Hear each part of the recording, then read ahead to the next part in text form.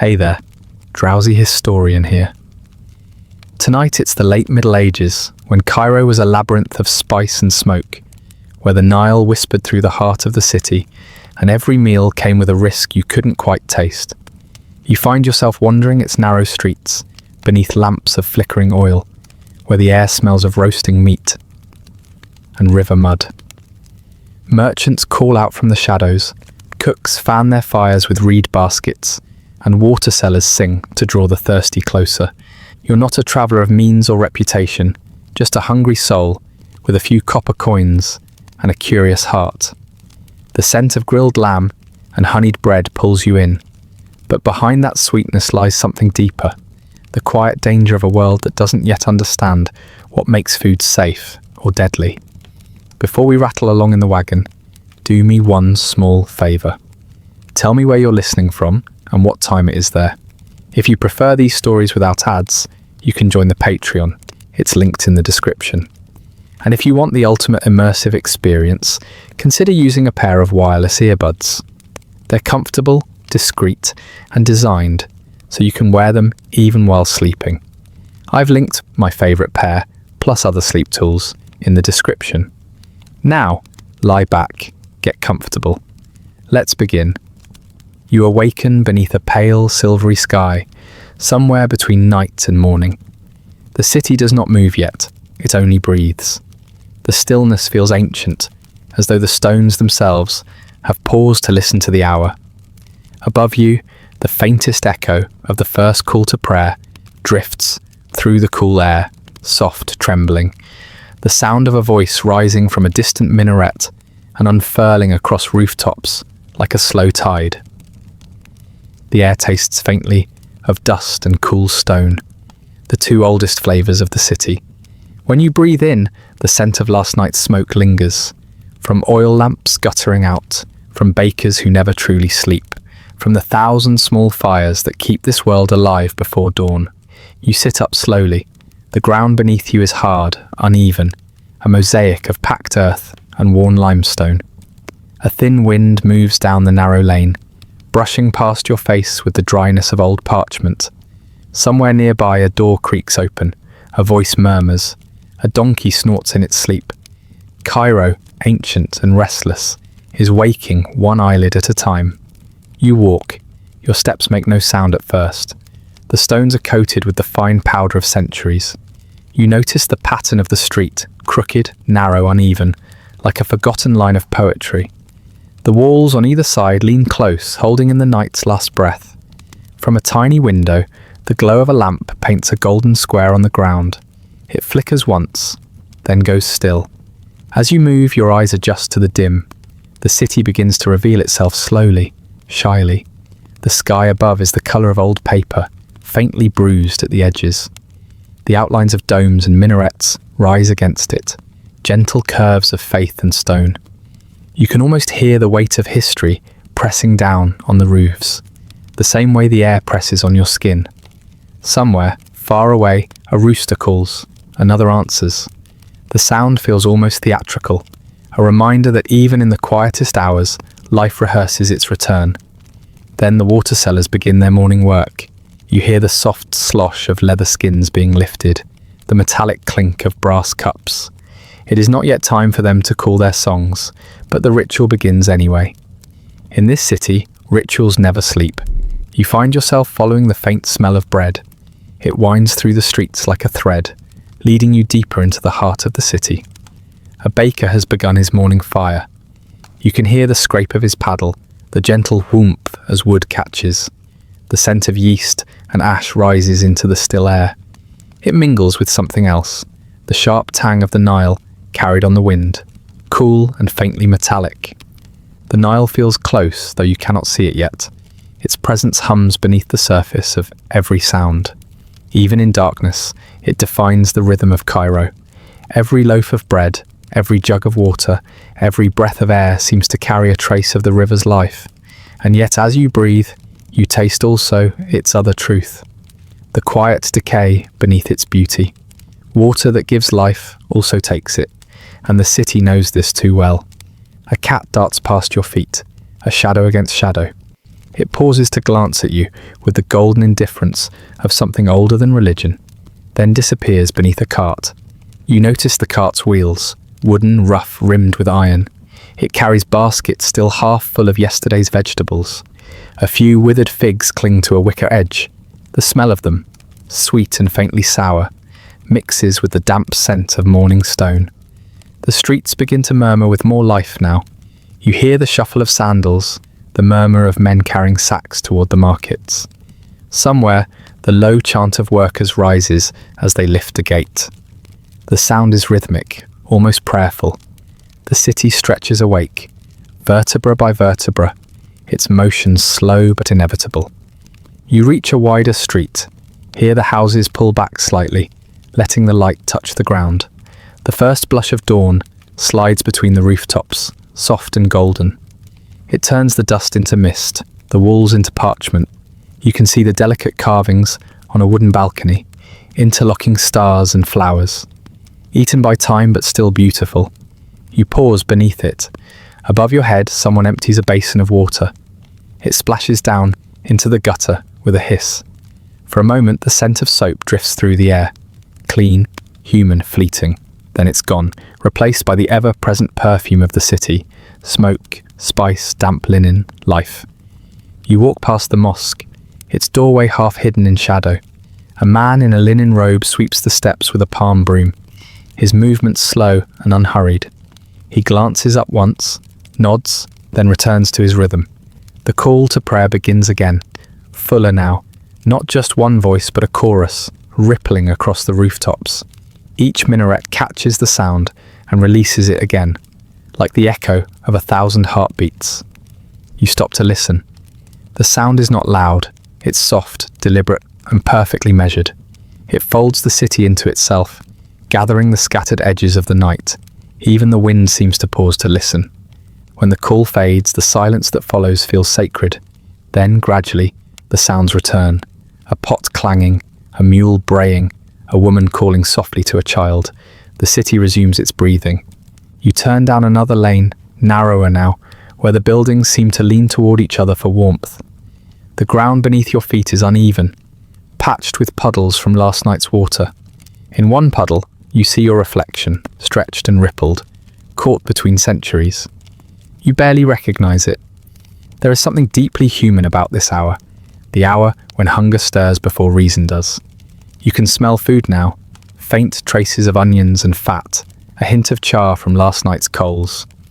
The first street cooks are beginning to stir, though you cannot see them yet. Somewhere behind a half-open door, you hear the low hum of a knife being sharpened. A stray breeze brings with it the smell of the city's refuse, sharp and earthy. It is not pleasant, but it is honest. It tells the truth of a place where beauty and decay share the same breath.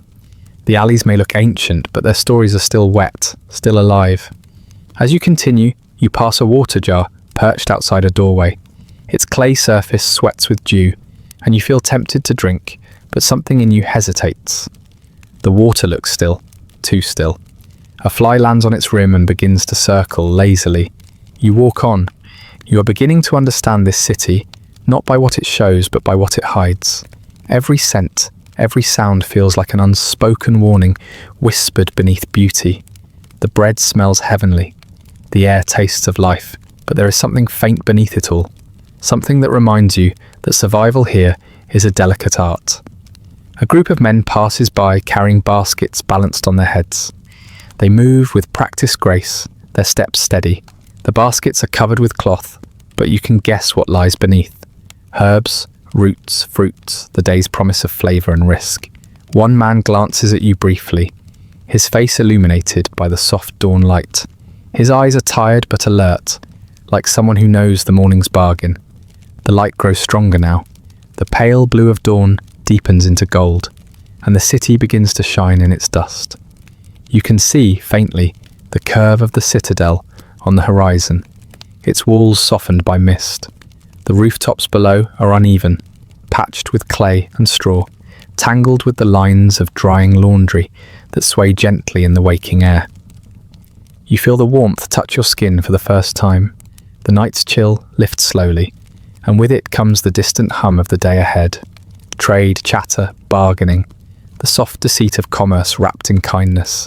You sense it all gathering like a wave. For now, though, the city remains half asleep. You walk on in silence, following the invisible current of dawn. The smell of baking bread thickens. The sound of distant voices grows steadier. Somewhere up ahead, the heart of Cairo begins to pulse. You don't yet know it, but you're walking toward its markets, toward the smells, the tastes, the stories that will teach you why not every hunger should be fed. And as you turn the corner, the first light breaks fully over the roofs, washing the alley in pale gold. The dust rises around your feet, curling like incense. You breathe it in, tasting both the promise and the warning that this day will bring. You follow the scent of the wind until it carries you toward water. The narrow streets widen gradually, and the city's hum fades behind you like a closing book. The dawn has ripened into pale gold now, and the light stretches long across the ground, guiding you toward the Nile. You can feel its presence before you see it. That slow, endless breathing that belongs only to rivers. The path dips downward, lined with palms whose fronds tremble softly in the morning breeze. Between their trunks, glimpses of silver shimmer where the river begins. Each step feels older here, quieter. The air is thicker, touched with the faint, wet coolness of life gathering in secret. When you reach the riverbank, the world feels suspended. The Nile lies before you like a mirror unrolled to the horizon, smooth as silk, heavy as thought. Mist rises from its surface, blurring the far side where the fields sleep beneath their thin cover of green. The first fishermen are already at work, their boats little more than dark brushstrokes against the pale water. They move in silence, untangling their nets with slow, patient hands. Each motion is deliberate, learned through repetition rather than instruction. You can hear the faint swish of rope against wood, the whisper of water against the hull. It is a sound older than speech, a rhythm that has kept this city alive for centuries. A man kneels by the edge, rinsing his hands in the water. You watch as the surface accepts his reflection, then swallows it whole. When he stands, droplets slide from his fingers, catching the light like shards of glass. You notice the slight cloudiness in the river's colour, not quite brown, not quite green, a murky in. Between that feels both fertile and faintly unsettling. You walk along the edge, the silt soft beneath your feet, giving way slightly with each step. Tiny shells crunch underfoot. The smell here is different, sweet and earthy, mixed with something faintly sour. It's the smell of life in all its stages. Birth, decay, renewal. The fishermen breathe it without thought. You do too, though it clings to your throat a moment longer than comfort allows. Across the water, the fields of Giza and Fustat lie under the mist, their boundaries lost in the haze. You can almost see the ghosts of barges from centuries past, great wooden bellies carrying sacks of grain and bundles of papyrus. In the half-light, they seem eternal, as if the river remembers every journey ever taken upon it. A barge drifts past, its sail catching the faintest wind. The men aboard move slowly, steering with poles that slice the surface in gentle arcs. You can hear them speaking softly, words blurred by distance, but heavy with familiarity. Their voices blend with the birds' cries, forming a low, steady hum that seems to come from the river itself. On the bank nearby, a woman fills jars with water. She squats by the edge, steadying the vessel against the current as the clay darkens with wetness. When she stands, she lifts the jar to her shoulder in one motion, her body practiced to perfection. The river glistens down her arm, tracing small paths through the dust of her skin. You can smell the clay, raw and cool, faintly metallic. You think about the weight she carries, not just the jar, but the faith that this water will give rather than take. The Nile feeds everything here, the grain, the livestock, the people. Yet beneath its surface, invisible and ancient, it carries other things too. The waste of a crowded city, the runoff of tannery dyes, the slow seep of death folded into the same current that sustains life. You hear the slap of fishtails against the boat hulls. Brief bursts of sound breaking the morning hush. One fisherman laughs softly, lifting a carp high into the air, its scales flashing like coins. He speaks to another, perhaps about luck, or perhaps about breakfast. You imagine the fish sizzling over a small charcoal stove, the smell of it spreading through the quarter, tempting those who pass. You know, even without tasting, how the city loves its food. Fried river fish, grilled meats, lentils cooked in butter, dark as ink. The meals are rich, fragrant, and full of the Nile's essence. But standing here, watching the water slide past your ankles, you begin to wonder how much of that essence you'd wish to swallow. The river moves slowly, but never stops. You watch as a thin layer of scum catches the sunlight, swirling in delicate spirals before disappearing downstream. A feather floats beside it, pale and perfect. The contrast feels poetic, like beauty and rot sharing the same breath. Cairo has always been that way, graceful from afar, intricate up close, but never clean. A boy walks past carrying a basket of eels still writhing faintly in their damp straw bed. He whistles softly as he goes, his bare feet splashing through the shallows. The smell they leave behind is sharp, earthy, and somehow alive. You follow it for a moment, feeling the heat of the rising sun press against your neck. You pass a cluster of huts made from reed and mud. Their roofs sag under the weight of dew. Smoke curls lazily from one, carrying with it the faint aroma of boiling lentils and wood ash. The sound of a cough comes from inside, low and wet, then silence again. The smoke drifts higher, turns thin, disappears. The fishermen begin to pull in their nets now, their morning's work nearly done. The ropes rise from the water, heavy with silver shapes, glinting and twisting. You hear the soft plop of smaller fish slipping free. The men haul them into shallow baskets and squat to sort the catch. Their fingers move fast, separating the living from the still. Nearby, an old man crouches with a clay cup. He fills it from the river and drinks without hesitation. The water leaves a small trail down his beard. His eyes close with contentment, but you can see the faint tremor in his hands. The slow toll of years lived in a world where purity is always a myth. A heron lands not far from him, its long legs slicing clean lines through the shallows. It stands motionless, head tilted, eyes fixed on the surface. You watch the bird's patience, the way it waits for the river to offer what it needs. There's wisdom in that stillness, or maybe resignation. The sun climbs higher, burning away the mist. The reflections grow sharper now. You can see the city mirrored in the water. Domes, minarets, the faint outline of sails. The reflection trembles with every breath of wind, making the world above look fragile, almost imaginary. You realize that if the river stilled completely, the illusion might become too perfect to bear.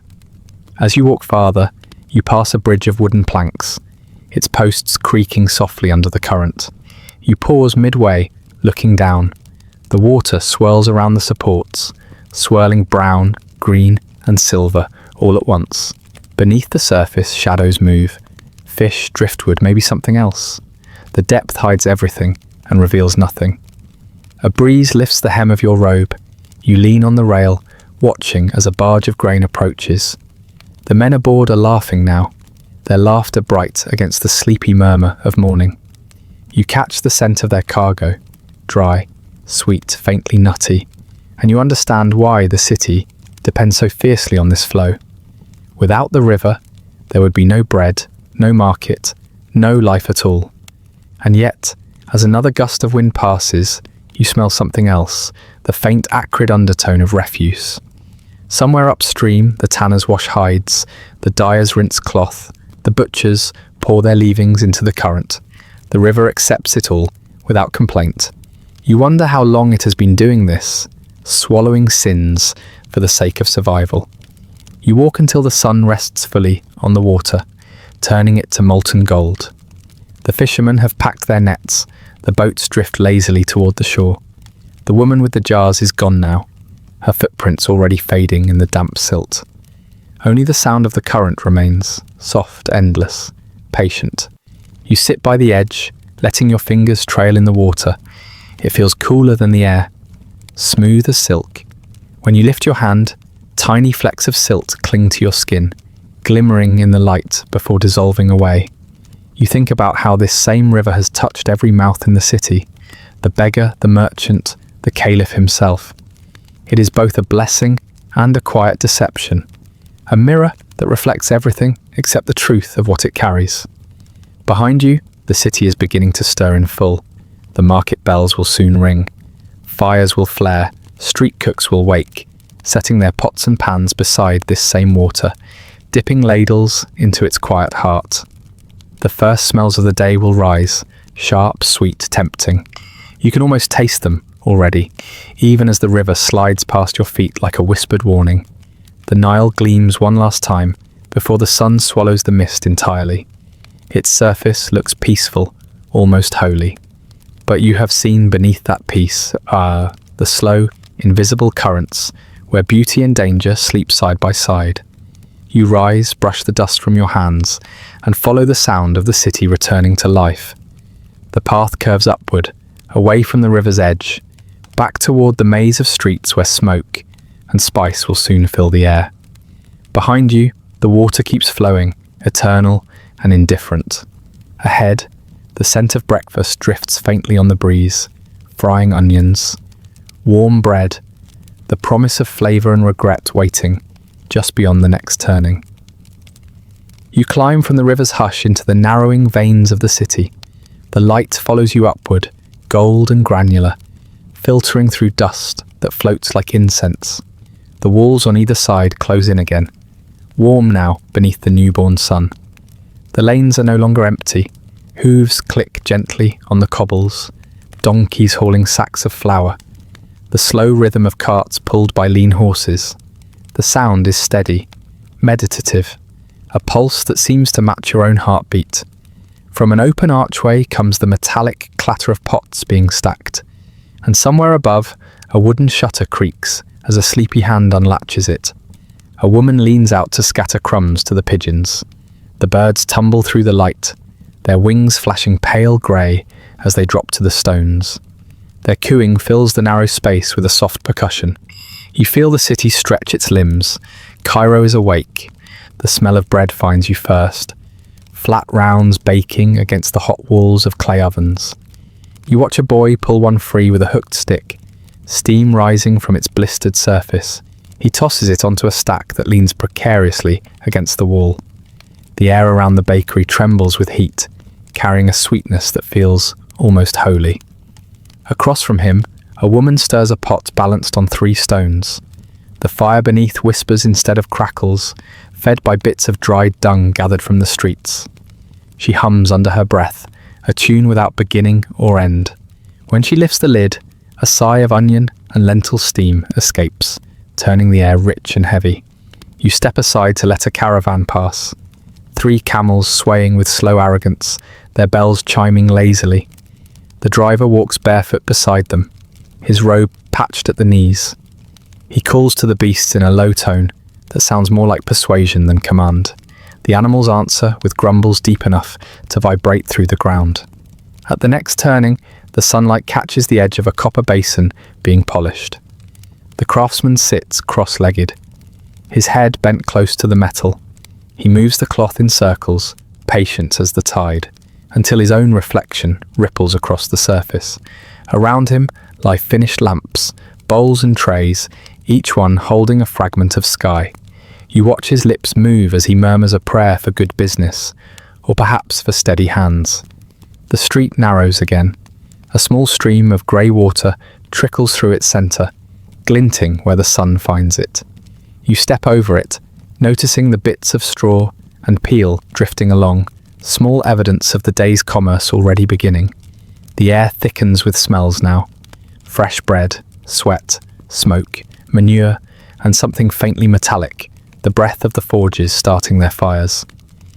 You pause beside a donkey boy who stands chewing a piece of sugarcane. His animal's flank is caked with white dust.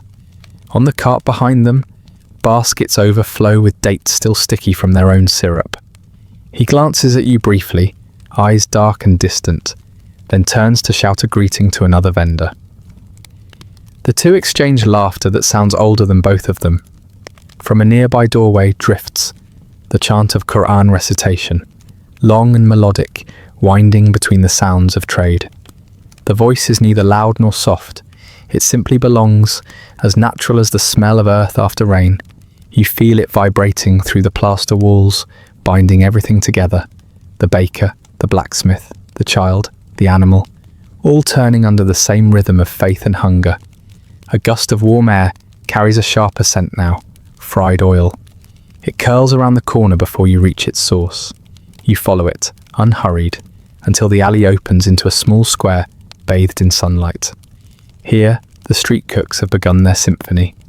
Fires flicker beneath iron pans, the oil inside shimmering like molten amber. A man squats beside one, dropping handfuls of dough into the heat. They hiss and swell instantly, spinning gold before your eyes. Another ladle stew from a pot blackened by years of smoke, its contents bubbling with chickpeas, garlic, and fragments of salted fish. The crowd is small now, labourers, porters, a pair of scholars with ink, stained fingers, but soon it will swell until movement becomes impossible. You watch one man scoop a portion into his palm, blowing gently before tasting. His expression is one of quiet relief. Hunger here is not dramatic. It's simply a rhythm that returns each day, like the call to prayer. The smells mix, meat, yeast, charcoal, sweat, forming a perfume that is at once intoxicating and faintly oppressive. You breathe it in carefully. Beneath the warmth, there's a trace of something less inviting, the faint sourness of water that has travelled too far, stored too long. The pots are rinsed with river water, carried in goat skins, the same water you touched earlier, silky but uncertain. It clings to the rim of each bowl, like memory. You move through the square slowly. A spice merchant spreads his wares on a cloth. Curled cinnamon, cracked pepper, dried mint, and a pyramid of salt, pale as bone. He crushes a handful between his palms and lets you inhale. The scent fills your head until the world tilts slightly. Behind the fragrance lurks a truth you already sense. The spices are more than flavour. They are disguise, masking what time and heat might reveal. A bell rings from deeper within the market. The sound is round, deliberate, the signal for stalls to open.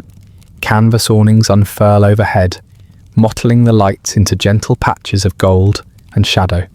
The sudden shade cools your skin. For a moment, the city seems to exhale. Then the noise grows, a soft tide of voices bargaining, greeting, teasing. You watch an old man balancing a tray of earthen cups filled with milk. Flies circle lazily around the rims, settling and lifting again. He swats at them with a bundle of reeds, smiling as though at a private joke. When he calls out his price, his voice cracks like an old instrument. A young boy answers him, pressing a coin into his hand. The boy drinks, wiping his mouth with the back of his wrist, and moves on. Further ahead, two men argue gently over a sack of lentils. Their tones are polite, almost musical. The negotiation is a ritual, not a contest. Around them, the city's hum deepens, so many voices that together they become one sound, low and endless. You feel the heat gathering now.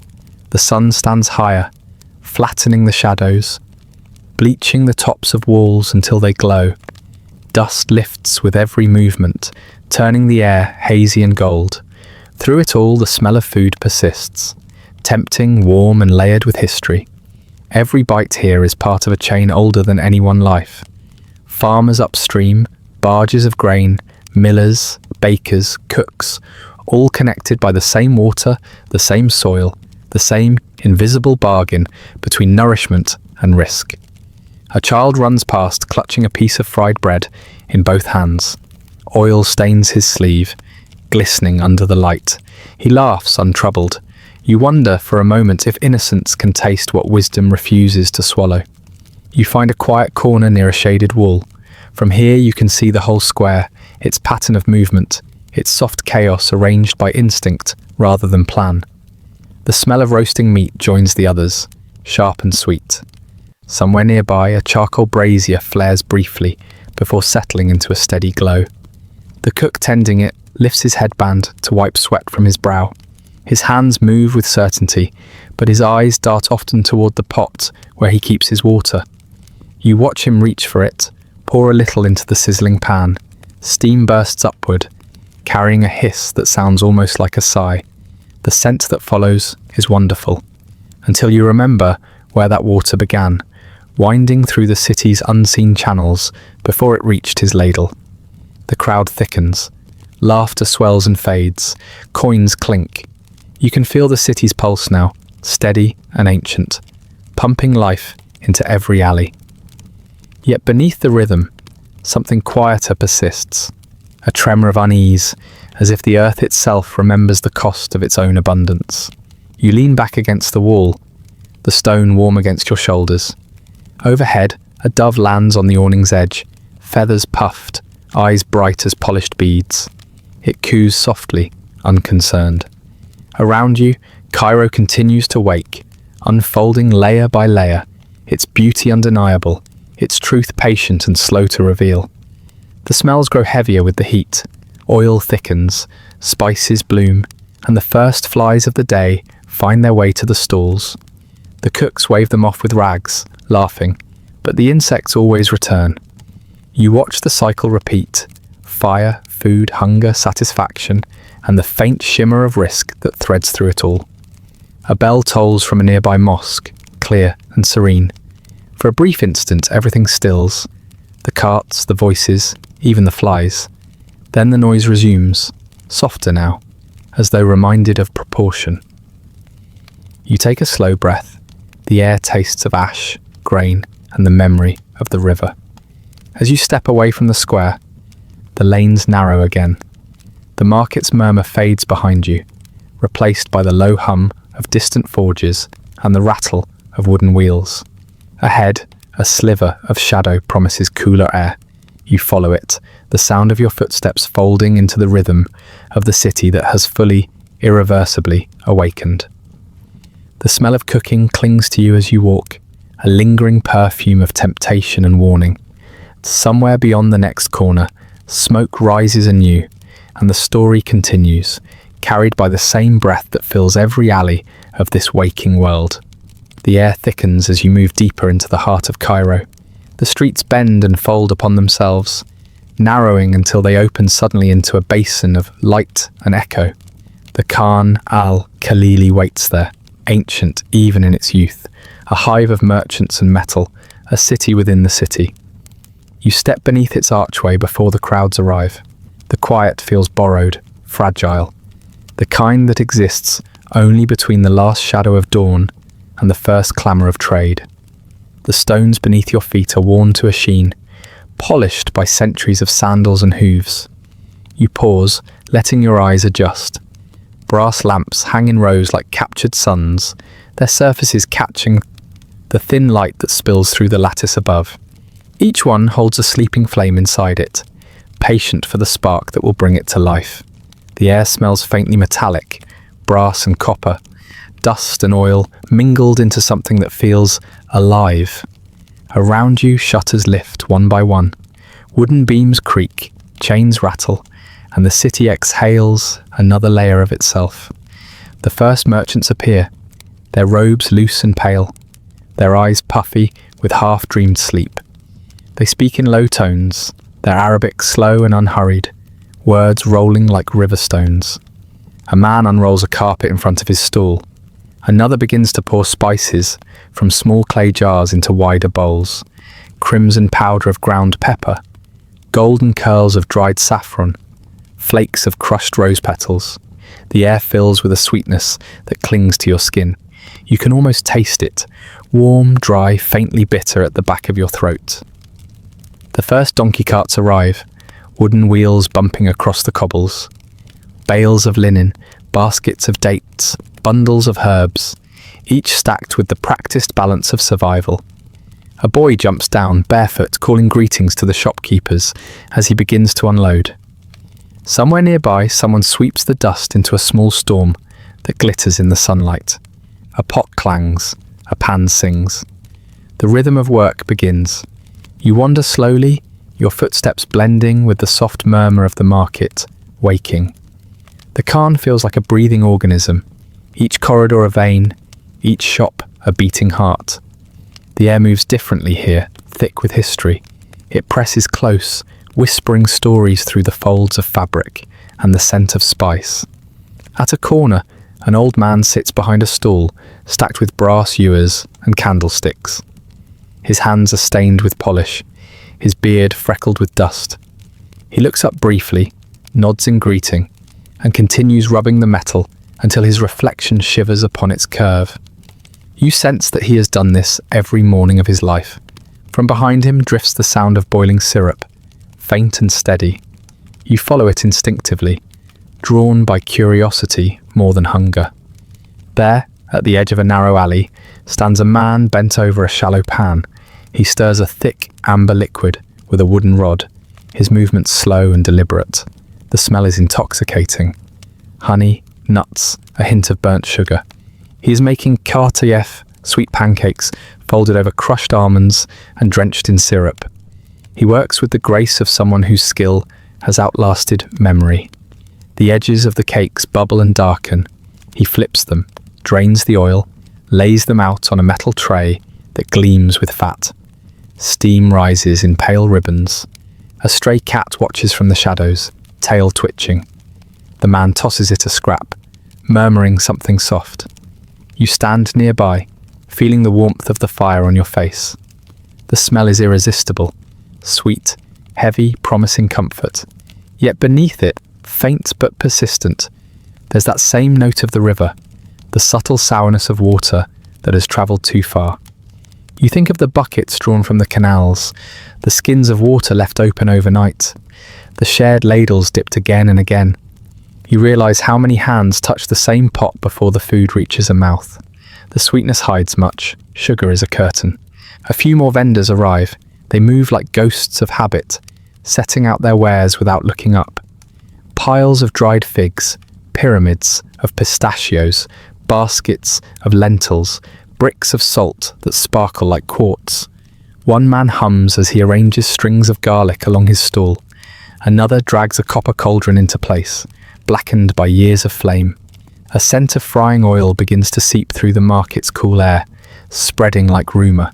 It grows stronger, mixed with the smoky breath of charcoal. You follow it toward the sound of sizzling. There, under a faded awning, a woman crouches over an iron pan, dropping small balls of dough into oil. The dough puffs, turns golden, spins in the bubbling heat. She sells falafel, though not the crisp green ones you know from later centuries, but softer, cruder ones, made with broad beans and crushed herbs. She lifts them out with a slotted spoon, piling them onto a woven mat. Flies gather quickly, drawn by the scent, but she waves them away with a bundle of palm leaves. Her hands move without pause. A small boy sits beside her, shaping the next batch of dough. His fingernails are black with dirt, his eyes half-lidded with fatigue. The woman hums a lullaby to no one in particular. The song mingles with the sound of frying oil, creating a rhythm too old to question. Customers begin to drift in, labourers, scholars, travellers, all drawn by the same hunger. Coins clink, steam rises. The falafel disappears faster than she can make it. You watch a man bite into one, nodding with quiet satisfaction. Another dips his piece into a bowl of sauce, the colour of clay. You notice the water jar beside her, a cracked clay vessel covered by a thin cloth. Each time she wets her hands, she dips them into it. The surface ripples, catching the morning light. You imagine the path that water took to reach her stall, drawn from a public cistern where animals drink, carried through dusty streets, warmed by the sun, alive with what the eye cannot see. In the calm murmur of the Khan, such thoughts are fleeting. The senses overwhelm caution. Hunger is louder than hygiene. The market breathes, and with each breath, the invisible moves too. Deeper in, the stalls grow denser. Fabrics spill in waves of colour. Indigo, pomegranate, ochre. A perfumer's booth sends out clouds of myrrh and sandalwood, each puff of smoke catching the light like ghosts of ancient rituals. The sound of metal striking metal rings out as a smith tests the edge of a blade. And through all of it runs the constant undercurrent of food. Roasting, frying, baking, boiling, each aroma telling a story older than empire. A man selling grilled liver skewers fans the coals until sparks leap upward like fireflies. The smoke clings to your throat, rich and almost sweet. He hands a skewer to a passing soldier, who eats it with quiet reverence, unaware of the ash that clings to the meat, the residue of old fires and reused oil. You move slowly through the maze, the sounds wrapping around you. Somewhere nearby, a pigeon coos from a rooftop. A mule snorts, bells jingle from a passing cart. The day is fully awake now. The market is alive. The merchants call out, voices rhythmic, persuasive, musical. One praises his saffron as fit for sultans. Another swears his almonds were blessed by morning dew. Each word is performance. Each promise drips with sincerity that costs nothing. You pass between them unnoticed, an observer adrift in time. You pause again near a small tea stall where the owner has just lit his brazier. The copper kettle wheezes as it heats. The man tosses a handful of mint leaves into a cup, then pours the boiling water from a height. The scent rises, sharp, green and comforting. You watch the tea swirl, flecks of dust floating on its surface. He offers you a cup with a faint smile. You accept it, the metal hot against your palm. The first sip is sweet, thick with sugar, tasting faintly of smoke. It soothes, but somewhere in its warmth lingers the same ancient flavour you can't quite name, the quiet reminder that every comfort here is drawn from the same uncertain source. As the sun climbs higher, the narrow lanes begin to blur with heat. The brass lamps above shimmer as if they are melting. The calls of the merchants grow louder, overlapping into a chant that fills every corner of the Khan. The air hums, a single vast inhalation. The market has fully awakened now, its breath warm and dense, filled with life and risk. The smells, once separate, now mingle into one heavy perfume. Spice, metal, sweat, oil, incense, bread. You feel it gather on your skin like a second layer, part of you now. You stand in the center of it all, watching the tide of bodies move around you, the flicker of lamps, the swirl of dust in light. The Khan breathes, and the city breathes with it, slow, ancient, endless. And as you drift deeper into its rhythm, a soft unease follows, faint as a heartbeat beneath silk. The beauty here is overwhelming, yes, but it hides something tender, something human, the unspoken knowledge that not everything fragrant is safe, not everything golden is pure. The air trembles again with heat and prayer. A distant bell sounds, the market exhales, and the day carries on, alive, indifferent, eternal. The air grows heavier as you leave the jewel-lit corridors of the Khan. The hum of the market thins into the clatter of pots and the murmur of fire. You turn down a narrow lane where the city's appetite wakes in earnest. It begins as a scent, one that drifts low and steady, curling around the ankles before climbing into your lungs. Meat and smoke, oil and salt, the faint sweetness of bread browning against stone. It is the city's pulse at midday, the call not of prayer but of hunger. Here under makeshift awnings patched with burlap and shadow, the street cooks begin their quiet rituals. Fires spark to life in clay braziers, tongues of flame licking at blackened pots. The cooks move with half-dreaming precision, their hands memorizing motions older than their names. You pass a man squatting beside a mound of charcoal. He blows gently on a flickering ember, coaxing it to life until it glows red like an eye. Beside him, skewers of lamb rest on a plank, their edges dusted with cumin and coriander. Fat drips from the tips, searing the coals in small hisses. The sound is hypnotic, a soft applause of oil meeting heat. The air turns hazy, a veil of steam and smoke that wraps around your face and clothes. The smoke doesn't rise cleanly, it folds back, curling under the awnings, sinking into fabric, clinging to skin. Somewhere close, dough is being slapped onto a hot stone, a rhythmic motion, like a heartbeat. The flatbreads puff, blister, collapse, their edges blackening in uneven crescents. The smell is intoxicating, warm and primal, and every passerby seems drawn toward it as if pulled by instinct. You stand among them, feeling the heat seep through the soles of your shoes. The street is alive with small noises, knives striking wooden blocks, cups clinking, oil bubbling, voices humming in prayer or gossip. A woman laughs behind her veil. A man coughs into the smoke. The sounds mix and settle into a rhythm that feels eternal. But amid that rhythm, the details sharpen. You see the flies first, dozens of them, dancing over open bowls, dipping into oil, landing on the slick edges of meat. They move without fear, weaving through the haze as if it belongs to them. The cooks wave them away absently, the gesture practiced, almost graceful. Next, you notice the buckets of water lined against the wall. The surface of each one is murky, flecked with ash and bits of leaf. When a cook rinses his hands, the water ripples green-brown, clouded with the residue of countless rinses before. The cloth he wipes his fingers on is damp, darker near the edges.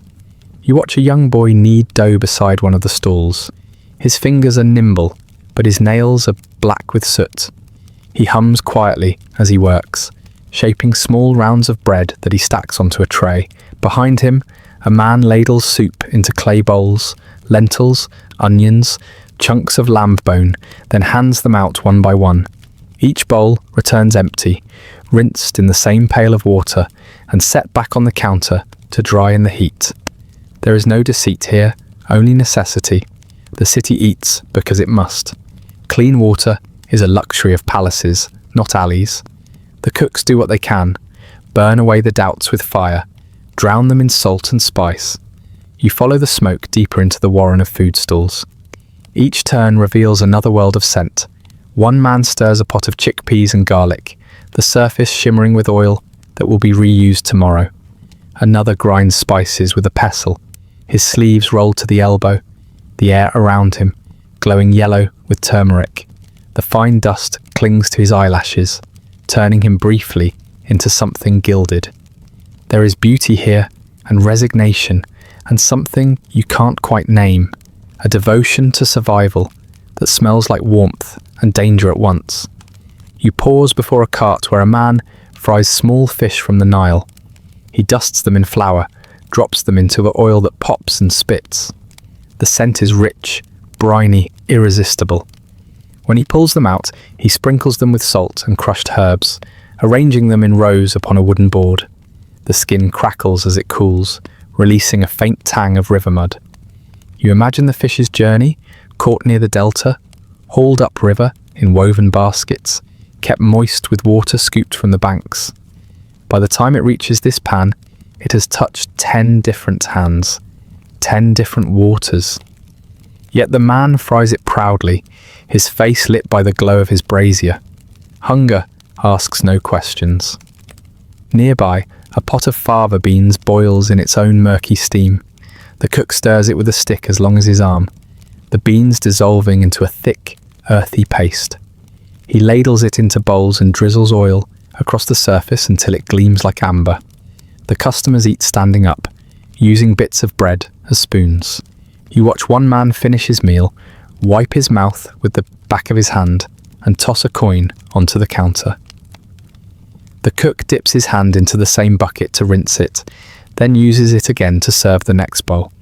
The rhythm continues unbroken. A stray dog pads between the stalls, tongue lolling, nose twitching. Someone throws it a bone, which it catches mid-air. The dog retreats into the shadow of a wall, gnawing contentedly, its eyes half closed. Even here, amid the soot and sweat, contentment exists, quiet and fleeting, like smoke before it rises. The sun climbs higher, shadows shorten. The heat becomes its own presence, pressing down from above and rising from below. The air is thick enough to taste, flavoured with oil and dust. Your skin glistens with it. Every breath feels like inhaling the city itself. A man selling syruped pastries wipes his brow with the back of his wrist. His tray gleams with glistening orbs of fried dough soaked in honey. Lukmat al-Qadi, the judge's bite. The honey trickles down their sides, pooling in sticky gold puddles. A fly lands on one, sinks slightly, and struggles free. The man doesn't see it. You find yourself standing still for a long while, letting the world move around you. The smells blur into one dense perfume. Somewhere nearby, a muezzin begins to call the midday prayer. His voice threads through the market like cool wind, and for a brief moment, everything softens. The cooks pause. The smoke settles. The fires lower their hum. Then the sound fades and the city exhales again. Work resumes. The frying pans hiss louder, as if impatient. You notice now that the air carries another layer, a faint, almost imperceptible bitterness beneath the richness of spice. It's the scent of old oil burning for too long, of meat cooked too near the smoke, of water gone slightly sour. It isn't unpleasant, only real. It's the hidden note beneath every meal here, the quiet truth that drifts unseen. A scholar once wrote that Cairo's greatness lies not in its palaces, but in its appetite, that a city of this many mouths must learn to feed itself, no matter the means. You wonder if he tasted the same air, if he too stood among the smoke and thought of the Nile running beneath it all, carrying both life and ruin in the same current. The lane bends again. A boy runs past, balancing a tray of steaming bread on his head. Another shouts for him to slow down, laughing. A woman sells dates from a basket lined with palm leaves, her bracelets chiming softly as she counts her coins. The noise rises, not harshly, but as a single steady hum, the music of a city certain of its hunger. You breathe it in, the warmth of the bread, the shimmer of oil, the shimmer of danger hiding beneath both. You think of how quickly the smell of food becomes memory, how the sweetness of fried dough lingers longer than the thought of where the oil came from. In this place, regret is not immediate. It arrives quietly, long after the hunger fades, perhaps with a fever, or a night spent restless beneath linen sheets, or a dry mouth at dawn. But for now, there is only the comfort of eating, and the illusion that the world is kind. The fires crackle, the steam rises, the cooks bend and stir, and the city breathes in rhythm with them. You turn a corner where the alley widens again, and the smoke parts for a moment, revealing the sky above. A narrow stripe of blue trembling in the heat. The smell of meat fades, replaced by something sharper, earthier, green. Ahead, the path opens toward a cluster of stalls, bright with colour, spices, herbs, powders, roots. The air changes once more, thinner now, fragrant and deceptive. You follow it without thinking, drawn by curiosity or perhaps by habit. The fire behind you fades to a dull murmur. The street cooks continue their symphony, iron against iron, water against flame, until the sound dissolves into distance, and in its place the hum of another world begins. The quiet whisper of trade, of colour, of ingredients that promise life and conceal decay. You step into it, and the breath of the city shifts once more. The air cools as you move away from the heat of the braziers. The smoke thins, replaced by the faint sweetness of yeast. And wheat, the quiet promise of sustenance. The clatter of pans fades behind you, swallowed by the soft hum of mills and the dull percussion of wood against stone. The rhythm of the city changes here. It slows, it breathes.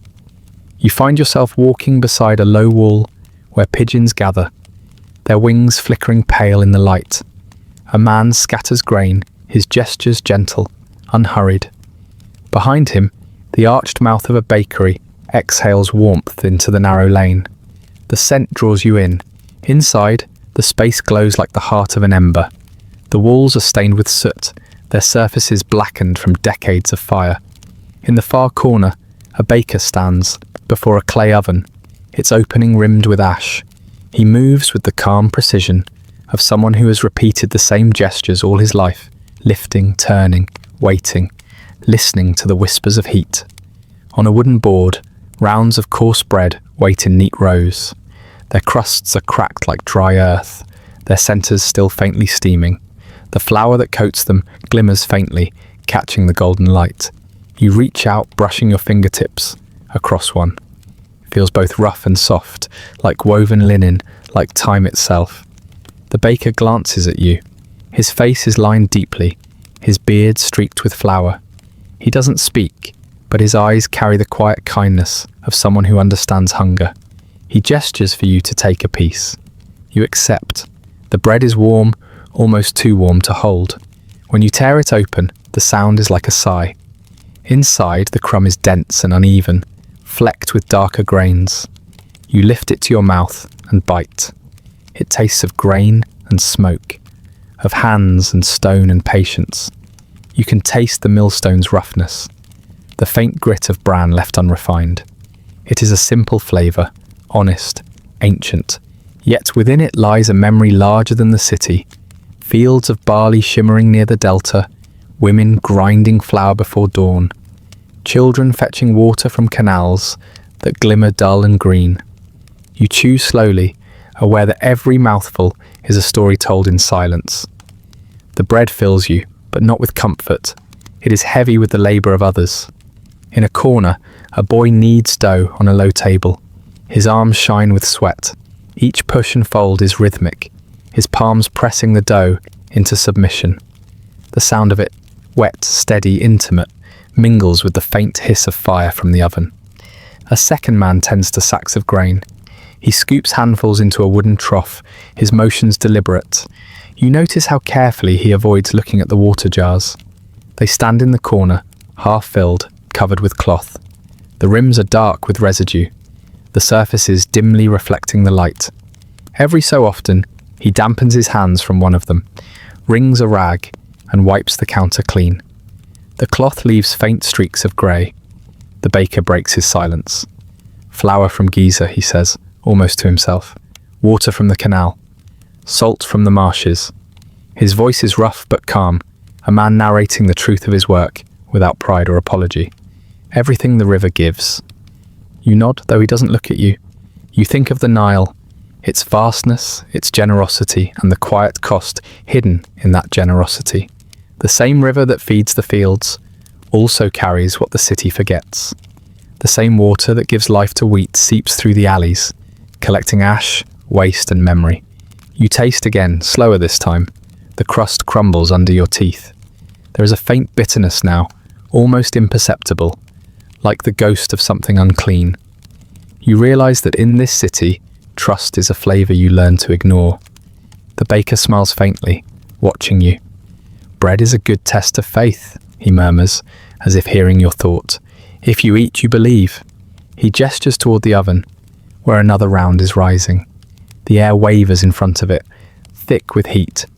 He wipes his brow with the back of his wrist, leaving a smear of flour like chalk. Outside, the lane hums with quiet motion. A woman passes by, balancing a basket of bread on her head, covered with linen. 2 children run behind her, laughing, barefoot, their laughter echoing against the walls. The smell of baked wheat trails them like a soft ribbon. You step back out into the sunlight. The warmth of the oven lingers on your skin. The city seems gentler here, slower, as if the fire from the cook's stalls has settled into a steady heartbeat. The air carries the mixed scents of earth and salt. A man selling salt blocks stands beneath a patch of shade, his wares piled like pale stones. He breaks off a piece with a small hammer, the sound crisp and delicate. The shards glitter faintly as he weighs them on a hanging scale. You pause to watch. He notices and nods toward the basket. From the delta, he says, his voice soft but certain. Good salt, pure. You lift one of the blocks. It feels cool, heavy, slightly damp. The surface gleams under your thumb. You imagine the salt gathered from shallow pools left behind when the tide recedes, scraped by hand and carried inland under the heat of the sun. You think of how something so clean can come from such still, shallow water. In Cairo, purity is always a matter of faith. The salt seller leans closer, lowering his voice as if confiding something. They say a man's honesty can be measured by how he salts his bread. Too little, he's miserly. Too much, he hides something. He smiles, revealing teeth tinted with tobacco. But who can taste truth anymore? You smile faintly, though his words linger. Nearby, a woman tears off a piece of her bread, sprinkles a pinch of salt on it, and offers half to her child. The boy eats quickly, crumbs dusting his chin. His mother watches with quiet satisfaction. Bread and salt, symbols of trust, of hospitality, of survival. The oldest language of shared existence. Yet here, trust is delicate, as fragile as the crust of the bread itself. The wind shifts, carrying a different scent, faint, sour, unmistakable. Somewhere nearby, water is being boiled, perhaps for dough, perhaps for tea. The smell has the edge of algae and iron, the signature of the Nile carried through the veins of the city. You follow it instinctively, letting your feet find the rhythm of the street again. The sunlight glints off brass trays and whitewashed walls. The chatter of vendors swells and softens like a tide.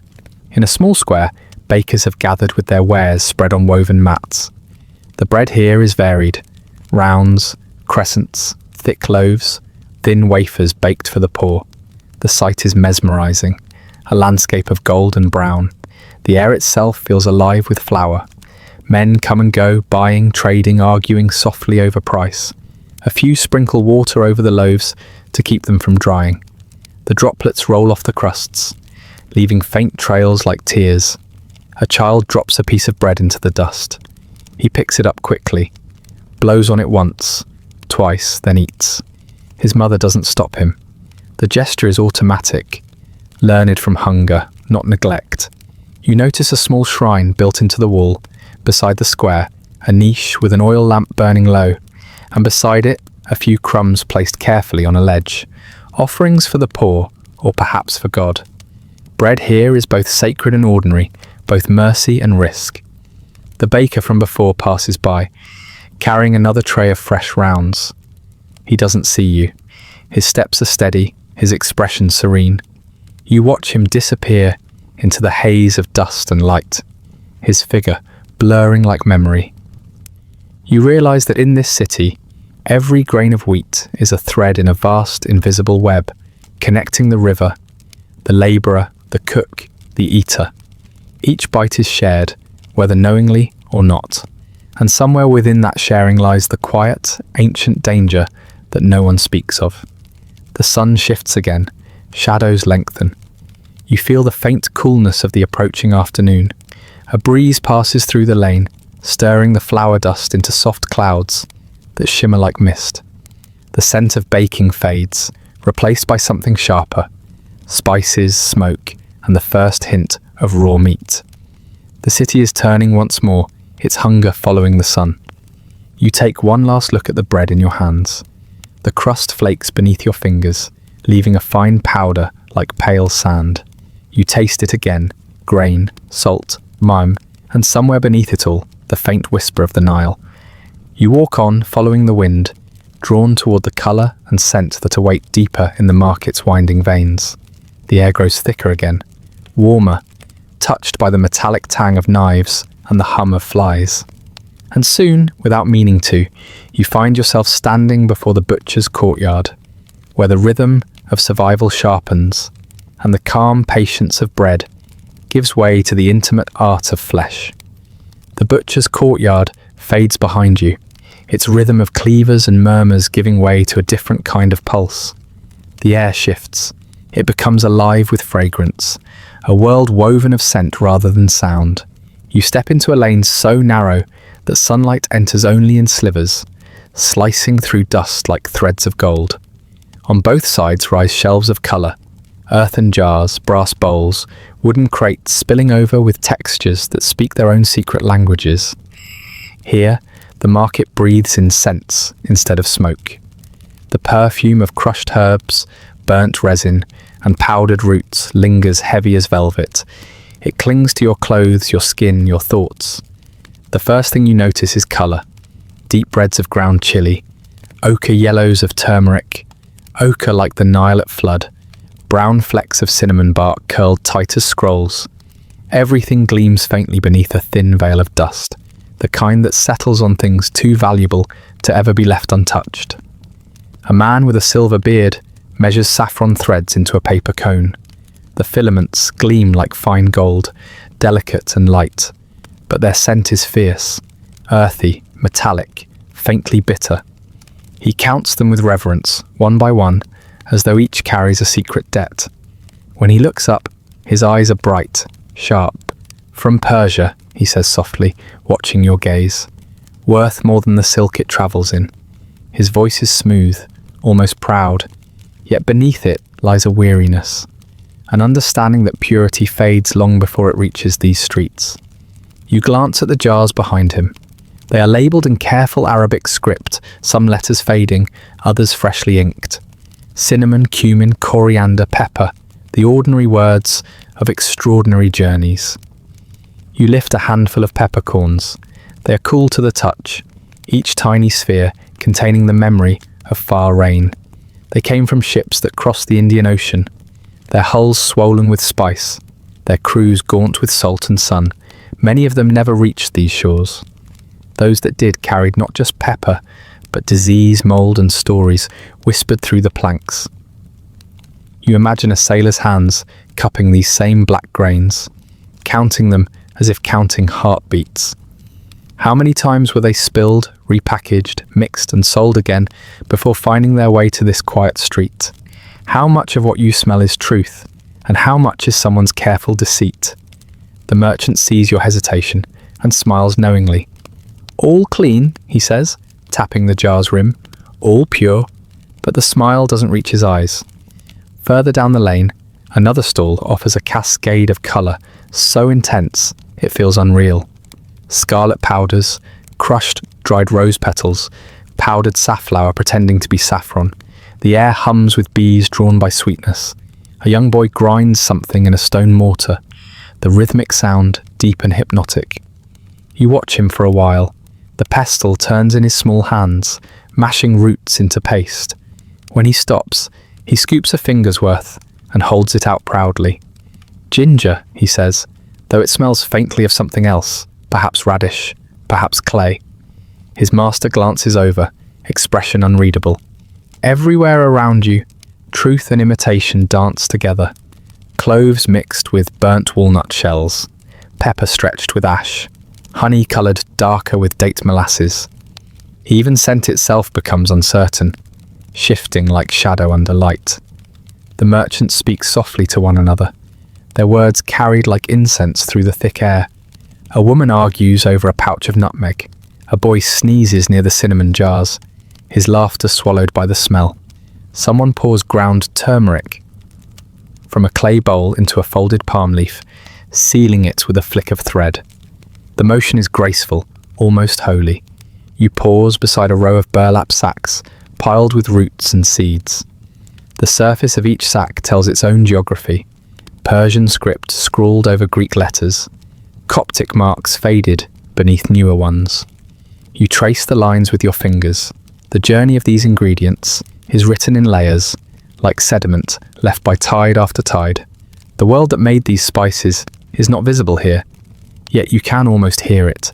Ships groaning under weight, camels trudging through dunes, traders counting coins in languages that no longer exist. Cairo sits at the crossroads of their ambition. Every scent here is a map, every powder a memory of faraway rain. The thought makes you uneasy, so much distance in a handful of dust. You lean closer to a jar filled with cardamom pods, their green husks dry but still fragrant.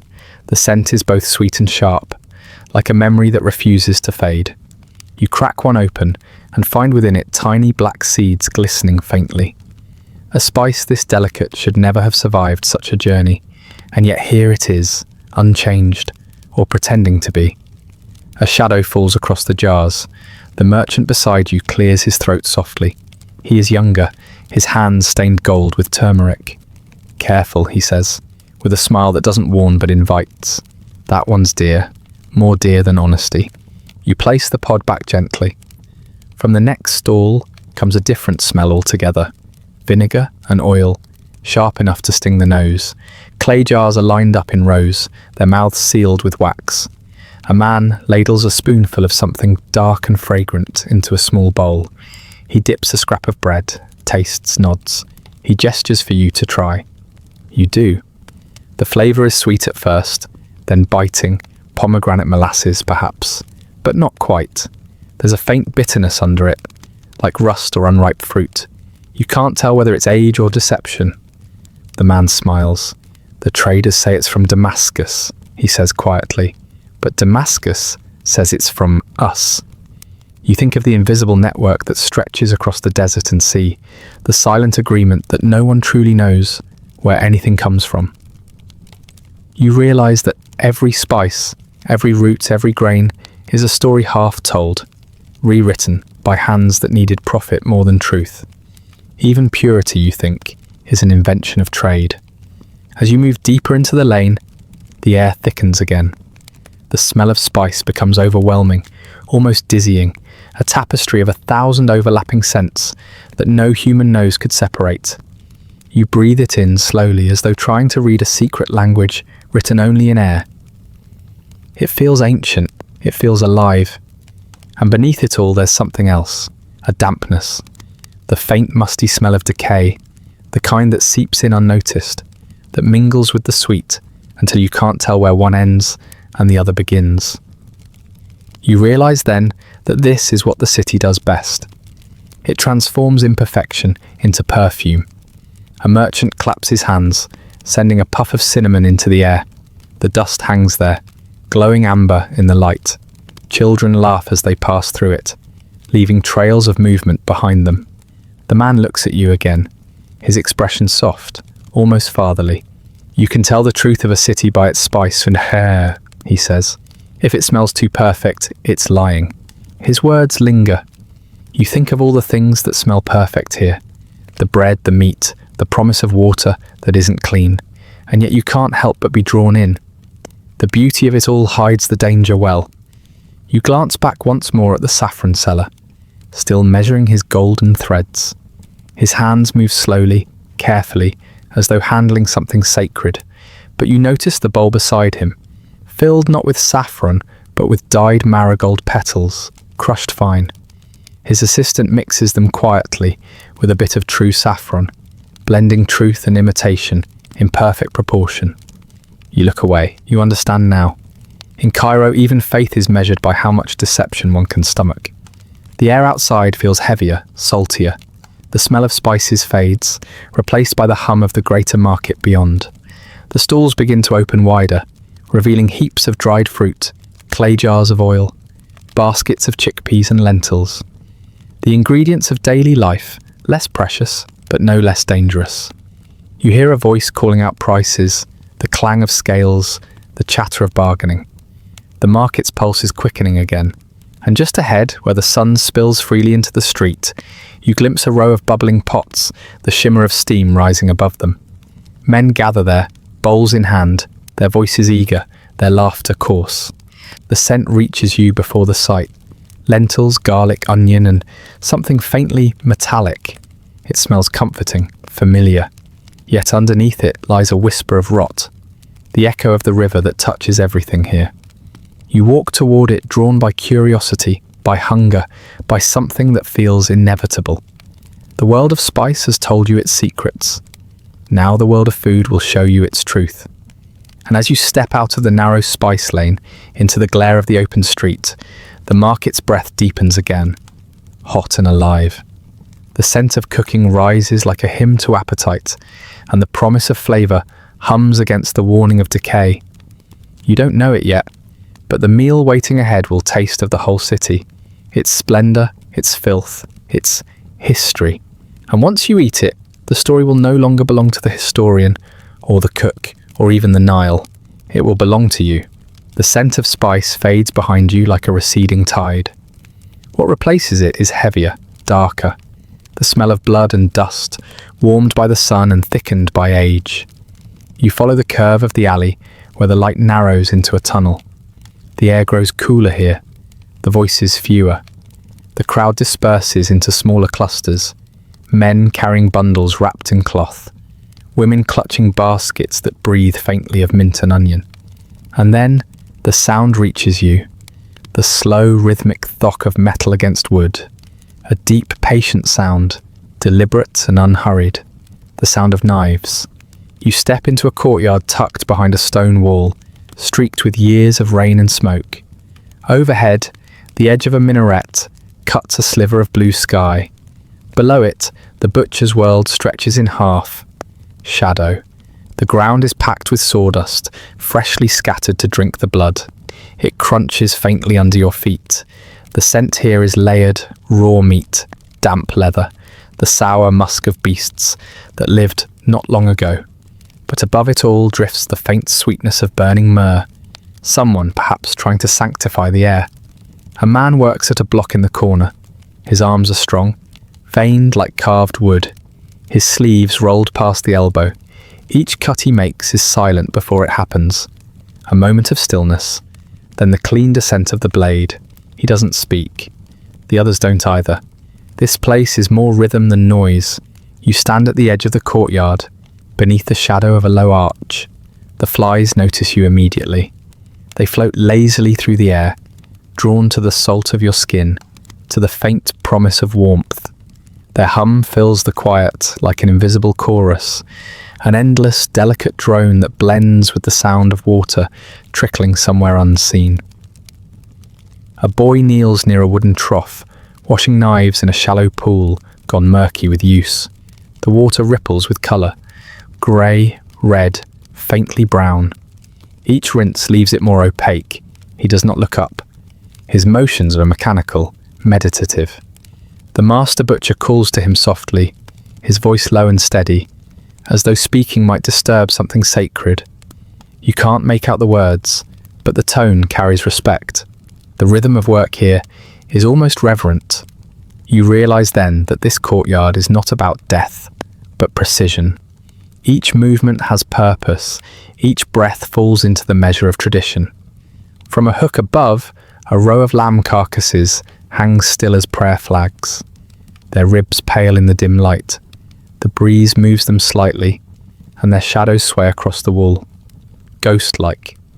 One man wipes his knife on his apron, turns, and begins to slice thin strips from a leg. He places them carefully into a wooden bowl, then sprinkles salt over them from a small clay pot. The grains fall like white dust, catching the sunlight as they fall. He moves with quiet dignity, as if seasoning something far more valuable than meat. Salt, you remember, is never wasted here. It is the taste of preservation, the one barrier between nourishment and rot. It comes from far away, barges along the delta, drawn from the Nile's shallow marshes, sometimes thick with the taste of the river itself. You think of that, how even purity here carries the shadow of water that's never quite clean. The butcher's knife gleams again. He works without looking at what he cuts, trusting his hands more than sight. You sense years of repetition in every motion, the kind of muscle knowledge that turns survival into art. A cat prowls beneath the hanging carcasses, tail brushing the sawdust. It stops, ears twitching, eyes sharp. A small scrap falls, and it darts forward, swift, silent, claiming its offering. No one chases it away. The butchers let the creatures feed. They are part of the rhythm too. You glance toward the back of the courtyard, where the wall is darker with damp. A narrow trench runs along the base, carrying a slow trickle of diluted blood. It leads out toward the street, where you can see the faint gleam of sunlight on water. You follow it with your eyes until you realise where it goes, down to the gutters, and from there to the river. You feel a quiet unease, subtle but steady. The Nile runs through everything here. It gives, and it takes. A man behind you begins to whistle softly, a tune so old it feels woven into the stones. His knife moves in time with it, a slow measured dance. Beside him, a young apprentice stacks bones into a cart, wiping his hands on a rag. He glances at you and smiles briefly, teeth white against the grime. You nod in return, and he gestures toward a small clay cup on the ledge. "Drink," he says simply. You hesitate, then lift it. Inside, a pale liquid ripples faintly. Water, perhaps flavoured with mint or lemon. You sip, but the taste is strange. Clean at first, then metallic, as though drawn from a well that remembers every blade washed in it. You set it down quietly. Around you, The work continues. Men lift, slice, rinse. A dog barks once beyond the wall, answered by silence. The air is a mix of heat and shadow, the smell of life unravelling into nourishment. In this courtyard, nothing is wasted. The organs, the fat, the hides, all have their purpose. You see a woman arrive with a small basket, trading coins for bones and trimmings. She thanks the butcher, wraps her purchase in linen, and disappears back into the brightness beyond the gate. You realise that for many here, waste is wealth misunderstood. A shaft of light falls across a table, illuminating a piece of parchment pinned to the wood. It's a record.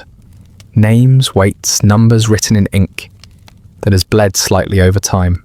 The butcher pauses, dips his hand into a jar of water, and brushes the surface clean. A ritual of order within decay. You move closer to the wall, where a single pot simmers over coals, sending up a faint hiss. Inside, you see offal and broth, the humble meal of the workers, a mix of flavours too strong, too earthy for most.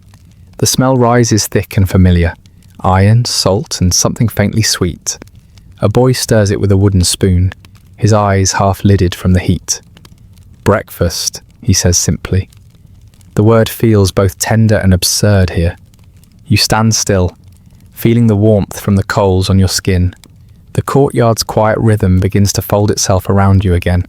The sound of the cleavers becomes distant, almost musical, and for a moment time slows. You sense the truth that hums beneath the surface of all this, the strange intimacy between food and faith, labour and decay. Nothing in this city truly dies. It only changes its form. You turn your gaze upward.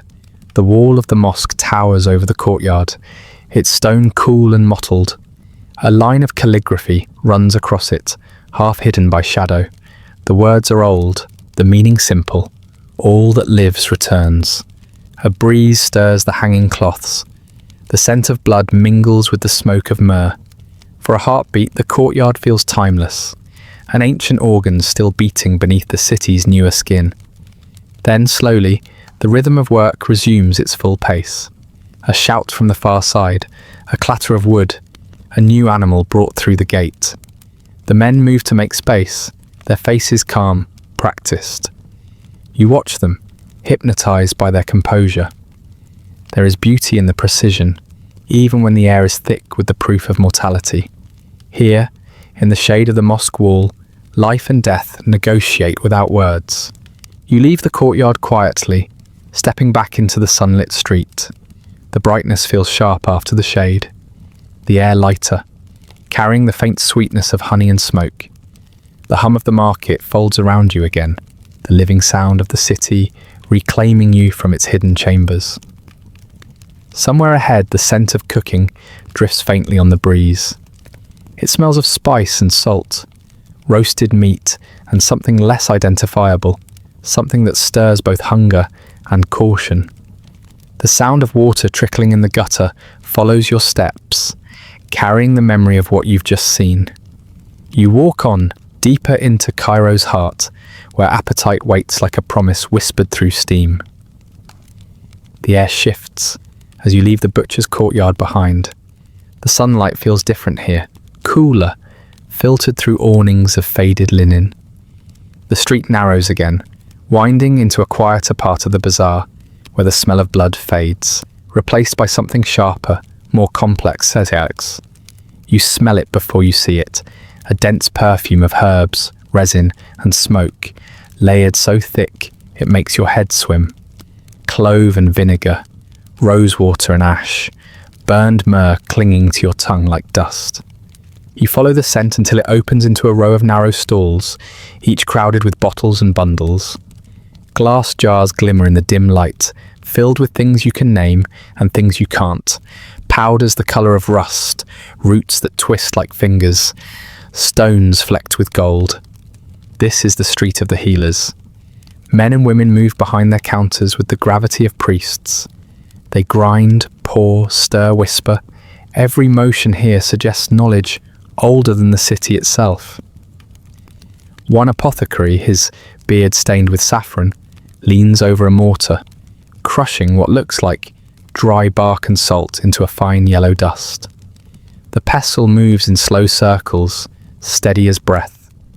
Beside him, small glass bottles catch the light, some labelled in ink, others anonymous, their contents glowing faintly like trapped sunsets. You pause to watch. He notices and without a word, gestures toward a bowl of water. He sprinkles a pinch of the yellow powder into it. The surface ripples once, then clouds into gold. "For fever," he murmurs, his voice soft, almost tender, "and for the stomach." The water smells faintly of turmeric and something metallic, perhaps mercury. You feel the instinctive hesitation that every traveller in this city must have known, to trust the cure or the hand that offers it. A boy sits cross-legged on the ground nearby, rolling small pills between his fingers. They're made from crushed herbs and honey, dark and sticky. His hands move quickly, shaping, pressing, setting them aside in neat rows. Each pill glistens like a bead of tar. The boy hums quietly, repeating a verse under his breath.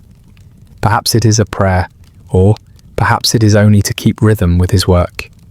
Around you, the stalls hum with quiet energy. There are bundles of dried mint, bundles of rue, pouches of alum, lumps of frankincense. Dried lizards hang from strings. Snake skins curl like parchment. You see jars filled with preserved organs, floating in oil the colour of amber. Nothing here seems wasted. Even decay is repurposed, labelled sod. You pass a man sitting behind a table strewn with bones. He wears a necklace of teeth. Animal, you think, and is boiling something in a brass pan. The liquid inside bubbles thickly, giving off a smell like burning hair. When you glance closer, you see the fragments of hoof and horn swirling within. He looks up briefly, his eyes tired, his smile polite. "For the joints," he says, as if explaining something simple. "It keeps the bones from drying." You nod, though you do not quite believe him. You realise how blurred the line is between healer and cook, between apothecary and alchemist, between cure and poison. Every jar here contains a promise and a risk. A woman in a blue veil waves you closer. Her stall is lined with small clay pots sealed with wax. She lifts one lid, revealing a dark green paste. The scent of mint and camphor rises. Cold and sharp, she dips a finger into it and touches it to your wrist. The coolness burns for a heartbeat, then numbs. "Against bad air," she says. "The plague rides on the wind. This keeps it away." You wonder how many have bought that same promise before her words turn to ashes. You remember the years when the plague swept through Cairo like a shadow that never lifted, leaving the mosques full of prayers and the alleys full of silence. Still, her voice carries the conviction of someone who must believe her own remedies, or lose herself entirely to the city's decay. Behind her, another stall hums with a more frantic rhythm. A man wearing spectacles grinds something with both hands, muttering about black bile, yellow bile, phlegm, and blood. The theory of humours governs everything here, the delicate balance of the body, mirrored by the city itself. Too much heat, and the system burns. Too much moisture, and it rots. You watch him dip a feather into a mixture of vinegar and ash, then test it on a piece of parchment that curls instantly. He smiles, satisfied. Somewhere in that reaction, he must see proof that his medicine works. A parchment beside him lists his cures for the swelling of the throat, goat fat and salt, for the sadness of the heart, syrup of poppy, for the bite of a mad dog, onions, vinegar, and the blessing of God. You trace the faded ink with your eyes and think of how many bodies this city has tried to mend, and how many it has buried instead. The street tightens again. Here the smell of herbs grows bitter, acrid, wormwood, sulphur, smoke. The walls darken with soot where small lamps burn steadily, fed by animal fat. You pass a shop where a healer sits in silence beside a table of scales and weights, measuring powders to the grain. A thin wisp of smoke curls from his brazier, rising like a whisper. He lifts his eyes as you pass, and for a moment it feels as though he sees more than he should, as though he reads your pulse, your breath, your unease. He nods once. Balance, he says simply, tapping the scale. That's all life is. You walk on, not entirely sure if he was speaking to you or to himself. Outside, the sun has shifted again. Its light seeps through the awnings, staining everything gold and green. The sound of merchants shouting drifts faintly from the larger market nearby. But here, the voices are softer, measured, deliberate, as if raised in conversation with unseen forces. You pass a man boiling syrup in a large copper pan. The liquid is thick, dark and sweet. The scent of honey fills the air. He stirs it with a stick, murmuring about digestion and heat. You realise it's a tonic sold as medicine, but also as food. The hungry come here too, not for healing, but for a spoonful of something that promises warmth. He hands a woman a cupful. She drinks slowly, eyes half closed. Around her mouth, a trace of syrup shines like varnish. You begin to see it now, the quiet overlap between the sick and the starving, the healers and the cooks.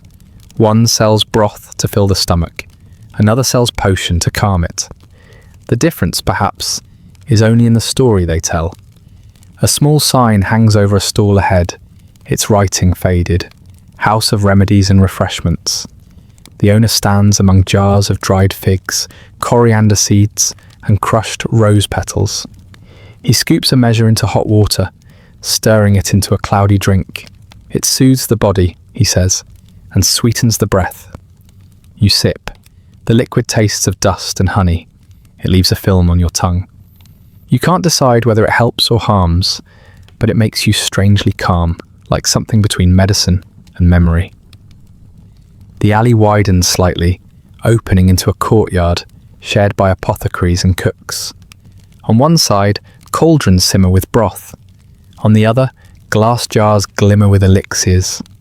Men drift between them with bowls and bottles, trading ladles of soup for pinches of spice, cups of tea for drops of tincture. It's a quiet barter between hunger and hope. Here the body is both patient and customer. You lean against a column, watching the exchange. The steam rises, fragrant with mint and garlic. Somewhere beneath it, the bitter scent of crushed bark lingers, almost medicinal. You realise that in this city, there is no clean division between what feeds and what heals, what nourishes and what deceives. A man might drink the same brew to ease a fever or to silence his hunger. A spice might cure or kill, depending on how it's sold. The line between remedy and risk is thin, like a breath drawn too sharply in the heat. The muezzin's call reaches you faintly from the next quarter. It winds through the alleys, curling above the smoke, gentle yet unyielding. For a moment, every motion seems to slow. The boiling stops, the pestles pause, the hum of trade softens to silence. You look around at the faces of the healers, their eyes lowered, their hands resting on jars and bowls, and you sense how fragile their certainty is. Each cure they sell is a kind of faith, and each faith is only as strong as the body that believes in it. The call fades, work resumes. You turn to leave, stepping through the thin curtain of smoke that hangs at the edge of the courtyard. Outside, the street widens again, leading you back toward the living pulse of Cairo, the clang of pots, the hiss of boiling oil, the promise of food that waits beyond the smell of herbs and ash. You follow it, drawn not by hunger, but by curiosity, because here every taste seems to carry a story, and every cure a quiet warning. The heat comes upon you gradually, like a tide that refuses to turn back. You feel it rising from the stones beneath your sandals, shimmering along the walls, gathering in the folds of your robe. The air grows dense, almost liquid, thick with spice smoke, dust, and the faint metallic scent of coins changing hands. You wander through a narrow lane that opens suddenly into sunlight. The din of the market folds around you again. The calls of merchants, the scrape of cartwheels, the rustle of linen. Somewhere ahead, cutting through it all, a voice begins to rise, clear, rhythmic and strange in its melody. A water seller is singing. His song drifts over the noise like cool air over heat. He walks barefoot, balancing 2 goatskin bags that hang from a wooden yoke across his shoulders. Bronze cups clink together at his waist, each movement punctuated by a soft musical ring. His steps are measured, his chant unhurried, a melody, half prayer, half advertisement. The words are simple, yet somehow ceremonial. Water for the weary. Water for the good. Water clear as mercy. You move closer, drawn not by thirst but by the cadence of his voice. His song carries a kind of longing, as if the sound itself could summon the Nile from miles away. He stops beneath a patch of shade and sets his yoke down carefully. The goat skins sway gently, sweating droplets that catch the light like glass beads. The scent of wet leather mingles with dust. You hand him a copper coin, small and warm from your palm. He nods, fills a bronze cup, and offers it to you with both hands. The metal is cool against your fingers.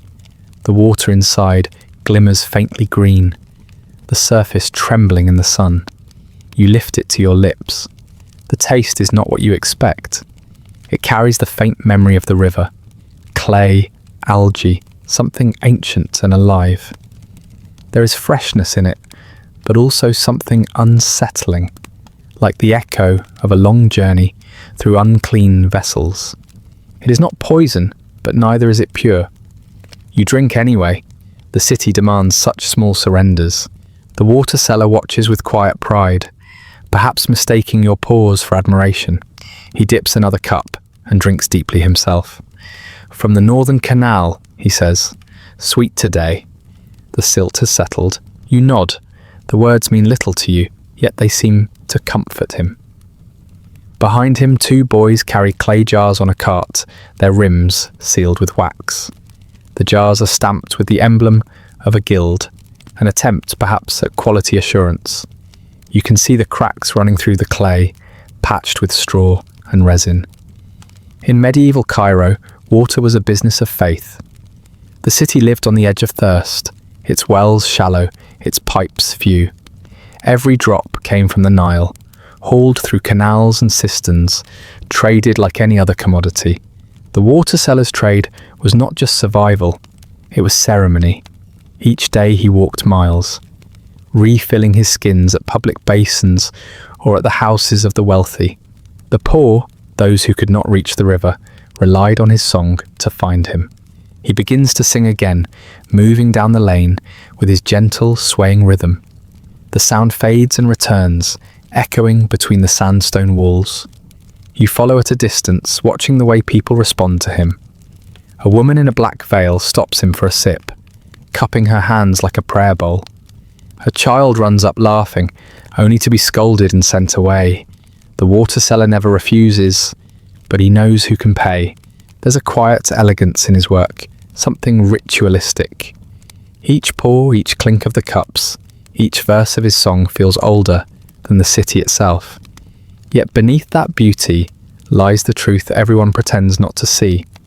The water is never truly clean. Cairo drinks from its own reflection. The same river that cools the city also carries its waste, its tanner's dyes, its slaughterhouse runoff. By the time the water reaches the cellars, it has travelled through miles of mud and open air. The Nile gives and the Nile takes. You think of the healer's powders and the cook's boiling pots, their trust in fire to cleanse what the water cannot. Here, though, there is no fire, only sun, time and faith. The seller turns a corner, entering a quieter street. The song softens, almost blending with the coo of pigeons perched along a minaret ledge. The ground here is damp in patches, where water has spilled and dried in uneven stains. He stops by a trough and kneels, pressing his ear to one of the goat skins.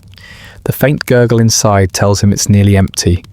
He sighs, a long weary sound, and unties the strap. The skin collapses like a lung exhaling. Nearby, another man approaches with a wooden ladle and a wide copper bowl. His robe is cleaner, his hands smoother. This one, you learn from his quiet chatter, works for a wealthier house, delivering water directly to kitchens and courtyards. They speak of prices, routes, wells, and the latest rumour that the canal upstream has been choked with silt again. Their voices are low but edged with fatigue. It strikes you that these men, for all their difference in fortune, share the same intimate relationship with the city's thirst. They carry its veins on their shoulders. They are the invisible bloodstream that keeps Cairo from drying into dust. You sit beneath a fig tree while they talk. A group of children runs past, chasing a hoop, their laughter skipping over the stones. One stops to scoop water from the trough, cupping it with grimy hands. He drinks, wipes his mouth, and keeps running. The seller smiles faintly. "Children don't think of sickness," he says. "That comes later." You sense no bitterness in his tone, only a kind of resigned poetry. The city itself seems to echo it, the way its walls lean inward, the way its air carries both sweetness and decay. He lifts the empty skin, ties it again, and hoists the yoke across his shoulders. The cups clink once more, a familiar music. "To the cistern," he says softly, almost to himself. You walk with him toward the sound of running water, a narrow aqueduct hidden between tall walls. The air cools slightly as you approach. The canal below glimmers faintly beneath the arches, a slow current sliding like oil. The water is not clear. It carries leaves, bits of straw, a faint film of scum, but it moves, and that seems to be enough. The seller lowers a bucket on a rope, murmuring a brief verse for good fortune. He hauls it up, the rope creaking. The smell that rises is earthy, faintly sour. He fills the goat skin carefully, filtering the water through a piece of cloth. The cloth is grey, thin, and already damp. You watch the droplets fall from its edge, glinting in the sun. Even here, in this moment of renewal, you can sense the quiet risk, the unseen life that stirs within the water, the invisible threads of sickness that travel as freely as song. The water seller ties the skin closed and wipes his brow. "Good enough," he says, not without pride. The river gives what it gives. You walk back through the alleys with him, his pace steady, his song returning like a tide after silence. Water for the weary, water for the good. Around you the city shimmers in the afternoon heat. The cooks shout, the pigeons flutter, the brass lamps gleam. Everything breathes and sweats together, sharing the same invisible breath.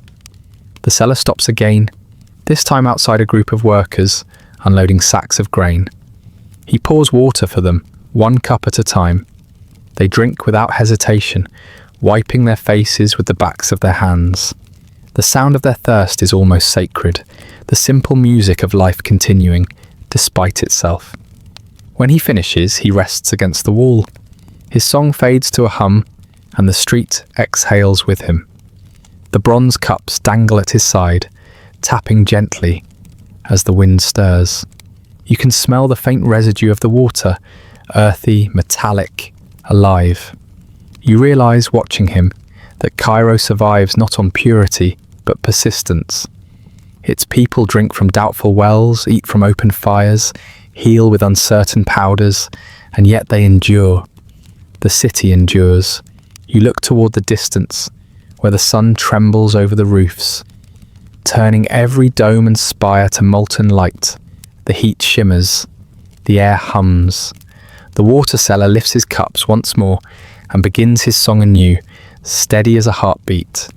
And though you know better than to drink again, still you listen, because in that sound you hear the rhythm of the city itself, fragile, enduring, and endlessly thirsty. The city ripens beneath the sun. It is no longer morning, nor yet afternoon, but something heavier, an hour suspended in glare and shimmer. The light falls thick and white over the limestone walls, flooding the narrow lanes until they seem to dissolve. Every shadow is swallowed, every surface glows. You walk slowly now, not because you choose to, but because the air itself resists motion. Each breath feels like a small negotiation. The stones beneath your feet are hot enough to remember every footprint that has ever passed here. The songs of the water sellers fade into distance. The hum of the market has softened, replaced by the long, low murmur of survival, The world seems to hold its breath. Even the flies move slower, hovering in the syrup of the air. You pass a row of houses, whose shutters are closed against the sun.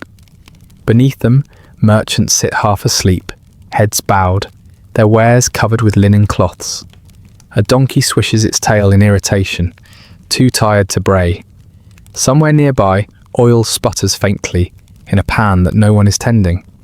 This is Cairo in the fever hour, when the heat becomes a kind of dream. The smells grow heavier too. Charcoal, cumin, dust, sweat, decay. They mix until the air tastes almost edible. Every breath seems to feed you and drain you at once. You move past a stall where a man sleeps upright against a pile of pomegranates. The fruit gleams in the sun, their skins beginning to split, releasing slow tears of crimson. Bees gather where the juice drips. A cat watches from beneath the table, eyes half closed, body limp with heat. Further ahead, a cook fans the coals beneath his cauldron. The steam rises lazily, silver white, like breath from an exhausted body. He moves without hurry, stirring a pot that smells faintly of lentils and garlic. The scent should comfort, but it clings too close to the air, too long. The broth has begun to turn. You can sense it, the quiet betrayal of heat. Food that nourishes in the morning now spoils by noon. The meat on skewers darkens too quickly. Bread softens and sours. The flies know it before anyone else. They gather in dark constellations around the stalls, their wings glinting like tiny shards of glass. A boy swats at them with a palm frond, half-hearted, his arm moving in slow rhythm. His face shines with sweat, but he doesn't stop smiling. "Good bread," he calls, though his voice cracks halfway through the words. His basket is lined with coarse loaves, some still warm, others already stiff with age. You buy one, more out of pity than hunger. It smells faintly of yeast and smoke. When you tear a piece, it resists. You chew slowly, tasting salt and heat and something faintly bitter. You realize you are not sure if the bitterness comes from the bread or from the air itself. A bell rings in the distance, the soft metallic chime of a camel's harness. The sound moves lazily across the city, swallowed by the hum of noon. Even the river seems quieter now, its mirror surface glazed with sunlight. You find yourself walking toward it, drawn by the illusion of coolness. The alleys curve downward, narrowing between tall walls streaked with soot and fingerprints. Every door is half open, letting out waves of heat that smell of stew, incense, and old water. When you reach the embankment, the light is blinding. The river lies before you like a sheet of glass, motionless, except for the faint shimmer of fish beneath the surface. You can smell it, the Nile in its summer mood. Mud, reed, sweetness, rot. It is both life and sickness at once. A small crowd gathers near the steps, filling jars and skins. Their movements are slow, methodical, almost reverent. A man dips his hand and rubs the water over his face. Another drinks straight from the surface, then wipes his mouth with his sleeve. You can see the silt in the water, tiny flecks drifting like stars. The reflection of the city wavers on the surface. Mosques, towers, domes, all bending and trembling as though seen through fevered eyes. You kneel to touch the water. It feels cool for a moment, then oddly warm, as if it has learned to hold the heat. You pull your hand back, watching the droplets dry instantly on your skin. A fisherman nearby hauls up his net. It drips with more weed than fish. He shakes it out, muttering under his breath, then sits down to patch a hole. His hands are brown and steady, his eyes fixed on the work. The patience of those who live by the river is not the patience of saints. It is the patience of survival. Behind him, the smell of cooking returns. Someone is frying fish on a brazier, the oil popping lazily in the heat. You watch the pieces curl and darken, their edges turning crisp, almost black. The scent is rich, but there's something faintly wrong in it, a sour note that makes you think of the water you just touched. You realize then why even the poorest Cairo dweller looks twice before buying food cooked outdoors. It isn't fear, it's memory. They have learned quietly how easily the Nile's gift can become its curse. The cook flips the fish and glances at you. "Fresh from the river," he says with pride. His smile is honest, his voice steady. You almost believe him. But when he lifts the next piece from the oil, a faint grey smoke rises, a whisper of decay meeting heat. The people around him eat anyway. They tear the fish with their fingers, lick the oil from their palms. Hunger makes no space for doubt. The sun moves higher. The shadows shrink until they vanish altogether. The city becomes pure surface white. Gold, blinding. Even the pigeons have retreated to the narrow ridges of shade along the rooftops. Somewhere in the distance, you hear the faint beating of a drum. At first it sounds like part of the heat, like something your body imagines to fill the silence. But then it grows clearer, a slow, measured rhythm echoing through the lanes. You follow the sound and find a group of men carrying baskets of herbs and bowls of vinegar. They move from stall to stall, splashing the vinegar onto tables, waving the herbs in slow circles. The smell cuts through the air, sharp, clean, medicinal. It is not ritual, you learn, it is precaution. When the heat rises too high, sickness follows. The people know it not from books, but from generations of loss. A man dips his rag into the vinegar and wrings it out onto the ground. "For the flies," he murmurs. But you sense it is also for the dead, the silent acknowledgement of how easily life slips from the body in this feverish light. The wind shifts slightly, and you catch the faint scent of rosewater from somewhere nearby, a soft contrast to the acrid sting of vinegar. It comes from a courtyard where women sit around a stone basin, sprinkling petals into jars.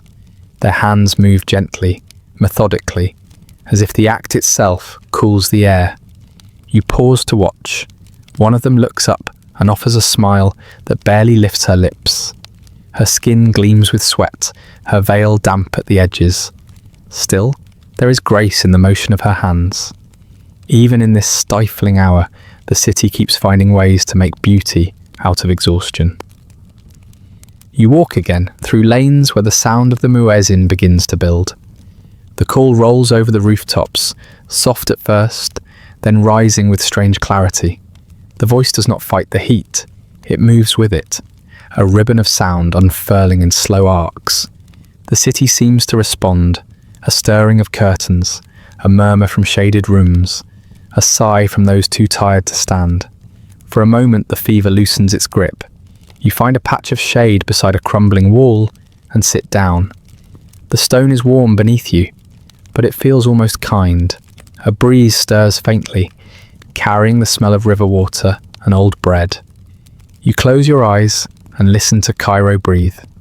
It is a restless, uneven sound, the collective sigh of a city that has always lived on the edge of its own survival.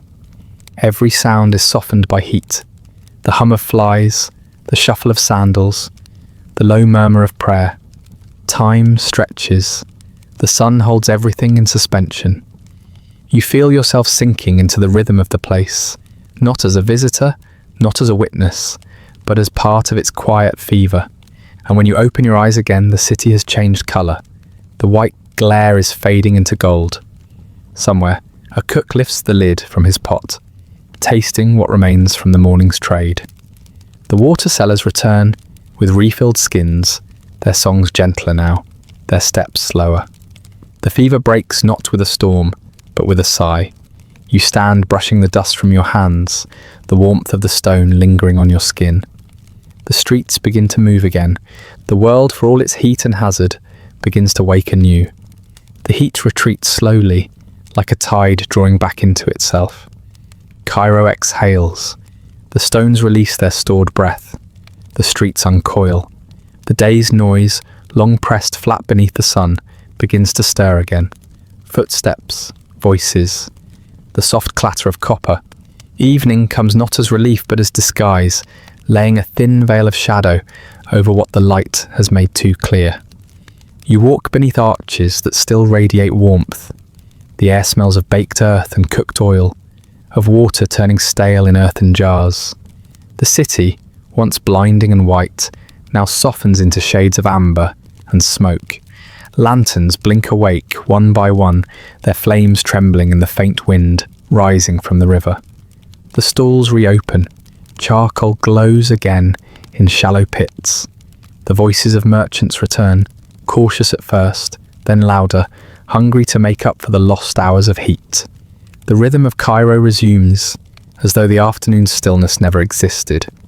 Yet beneath the sound of commerce and laughter, there is something quieter, something uncertain. It moves through the streets like a low hum, a vibration you can feel more than hear. You catch fragments of it at corners, whispered under breath, exchanged behind palms. A name, then another. A cough that lingers too long. The word fever. You tell yourself it's nothing new. Cairo always hums with talk. The city breathes rumour the way the river breathes silt. Still, you notice small things.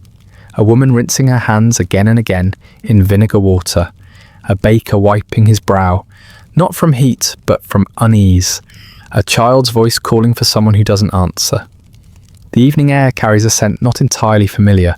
Smoke mixed with something faintly sour, like wet cloth left too long in the sun.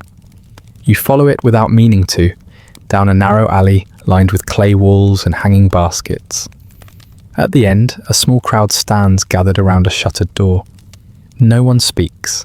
A man in a turban pushes through, carrying a small bundle wrapped in linen. He doesn't look at anyone. He sets it gently by the door, then steps back. The crowd parts, giving him room as though his very shadow carries weight. Someone mutters a prayer. Someone else spits into the dust. You don't need to ask what's inside the bundle. You already know. The alley feels smaller now, the air thicker. You turn away, but the image follows, a shape under cloth, the outline of hands crossed over the chest. Cairo has seen this before. It remembers too much to be surprised. Further up the street, a spice seller fans his stall with a piece of palm leaf. His eyes meet yours briefly, then dart away. Don't listen, he says softly, as if reading your thoughts. People talk when the air is too still. He gestures toward his jars, inviting distraction, cinnamon, saffron, coriander. But even here, you notice his hands tremble when he ties the string around a pouch. A boy brings him water, but he doesn't drink. He just holds the cup, staring at the surface, until the boy grows uncomfortable and leaves. The cup remains untouched. You continue walking, the streets darken. The lamps cast more shadow than light. Somewhere in the distance, a cartwheel squeaks. Somewhere else, a song begins, low, rhythmic, sung by men hauling goods toward the river. Cairo keeps moving. It always does. Yet you can sense how easily the rhythm falters now. How every cough earns a glance. How every stranger gives a wider berth. By the time you reach the square near the old mosque, the air feels different. Cooler, but heavy. A faint mist rises from the ground, where spilled water gathers in shallow puddles. The light from the lamps glimmers on their surfaces, like fragments of the sky fallen to earth. You hear laughter from a nearby tavern. Inside, men sit cross-legged, eating from shared bowls, tearing bread with greasy fingers. They drink from brass cups, loud and unafraid, as if defiance itself could keep sickness at bay. The smell of roasted chickpeas and stewed lamb fills the room, comforting, familiar. For a moment, you could believe nothing has changed. But even here, there's a tremor beneath the noise. One man eats with careful precision, not touching what others have touched. Another coughs into his sleeve and looks away quickly. The tavern keeper wipes the rim of each cup before refilling it. These are small gestures, but they mean something. Cairo is pretending not to notice, but it notices all the same.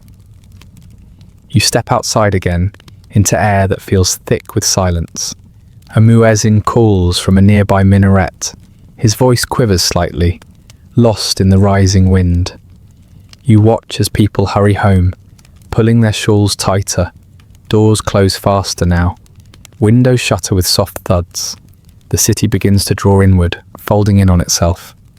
At the edge of the square, a healer's shop remains open. You see the flicker of an oil lamp through the beaded curtain. Inside, shelves sag under jars of powders and roots. A man with hollow eyes measures something into a bowl, his movements slow and careful. The room smells of vinegar, camphor, and crushed leaves. He looks up as you enter, his face pale beneath the lamplight. "For protection?" he asks, before you even speak. His voice carries the calm of someone who has repeated the same phrase all day.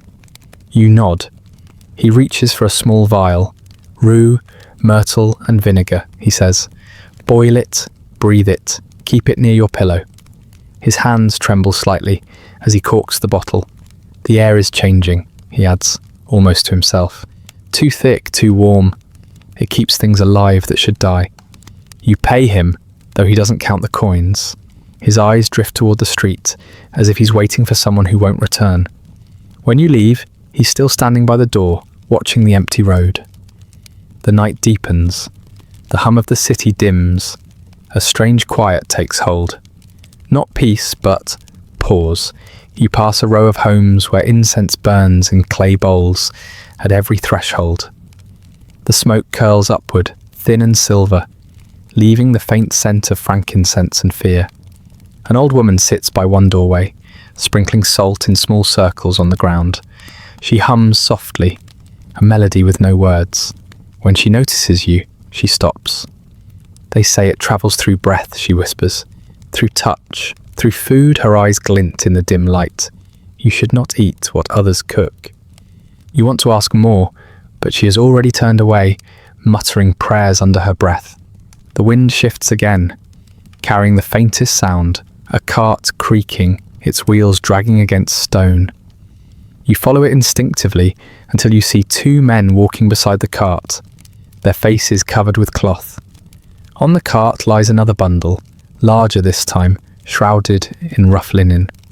The men move quietly, without looking around. You realize then that Cairo does not stop for grief. It absorbs it the way it absorbs dust, slowly, invisibly, until it becomes part of the air itself. By the time you reach the main street, the lanterns are burning low. The scent of cooked oil lingers, though most stalls have shut. A lone vendor sits beside a pot of lentils, the steam faint and tired. His eyes are red from smoke or something else. You buy a bowl out of habit. The food tastes of ash and salt. You eat slowly, listening to the city breathe. Somewhere, someone coughs again. Somewhere, a mother calls her child inside. The sound of the river drifts faintly through the silence, a pulse that has never stopped. Cairo endures. It has endured every fever, every flood, every hunger. Yet tonight, it feels as though the endurance itself is fragile, trembling like a lantern flame in wind. The plague does not arrive all at once. It seeps, it whispers, it hides inside ordinary things. A shared cup, a touch, a meal too warm to question. You finish the last of the lentils, the bowl still hot in your hands. The vendor says nothing as you leave. The streets are emptier now. The lamps flicker weakly, their oil nearly gone. The city folds itself into darkness, but the hum remains, soft, persistent, alive. And somewhere, beneath that hum, you hear it again. A cough, a door closing, a prayer carried off by wind. The night feels endless, and you walk through it quietly, as if careful not to wake the sickness already dreaming in the air. The wind cools as it rises through the narrow alleys, carrying the scent of the river and the faint dust of fading day. You climb a set of uneven steps, stones worn smooth by countless feet, until the rooftops open before you like a second city. One built of terraces and chimneys, of domes and shadows. The air is gentler up here, quieter. The noise of the streets blurs into a distant hum, the way the Nile becomes only a memory once you leave its banks. Below, Cairo stretches endlessly, a patchwork of rooftops, the colour of sand and smoke, punctuated by the slender silhouettes of minarets. They rise like sentinels, etched dark against the last light of the sun. Between them, the evening call to prayer flows outward in waves, layered and overlapping, until the whole city seems to breathe to its rhythm. You rest against a low wall, watching the light fade from gold to copper to shadow. The sun sinks behind the haze, its edge swallowed by dust. A soft radiance lingers on the domes, and for a moment, the whole city seems to glow from within, each window catching fire, each rooftop flickering, as if the stones themselves remember the day's heat. A boy crosses the roof beside you, balancing a tray of tea glasses that clink softly with each step. He moves with the careless grace of someone who has done this 100 times, unafraid of the drop below. The glass catches the dying light, turning the tea into liquid amber. He disappears through a doorway without looking up. The air thickens with the smell of smoke, sweet, oily and familiar. Someone has rekindled their fire for the evening meal. The aroma drifts upward. Grilled lamb, garlic, cumin, the comforting scent of food that belongs to every dusk. But beneath it, faint yet unmistakable, you catch another note, the sourness of water gone stagnant, the ghost of decay masked by spice. You close your eyes, breathing it in. It's a perfume that belongs to Cairo alone, beauty and ruin in the same breath. The rooftops fill slowly with life. Families emerge into the open air to escape the heat of their rooms. Women lay mats and plates. Children chase one another along the walls, and the air trembles with soft laughter. Smoke curls upward from dozens of small fires. For a moment it feels peaceful again, almost eternal, the city performing its nightly ritual of eating, talking, and forgetting. Yet even from above you can see what the calm conceals. A courtyard darkened where no one gathers anymore. A window left open, but without a sound within. Laundry stiff with dust instead of wind. Cairo hides its absences well, but not perfectly. A bell rings from a distant tower. The muezzin's voice fades, and the city exhales into twilight. You lean forward, watching the smoke drift through the alleys. It curls around the minarets, blurring their outlines, softening their edges. The colour of the sky deepens, indigo melting into violet, then into something almost black.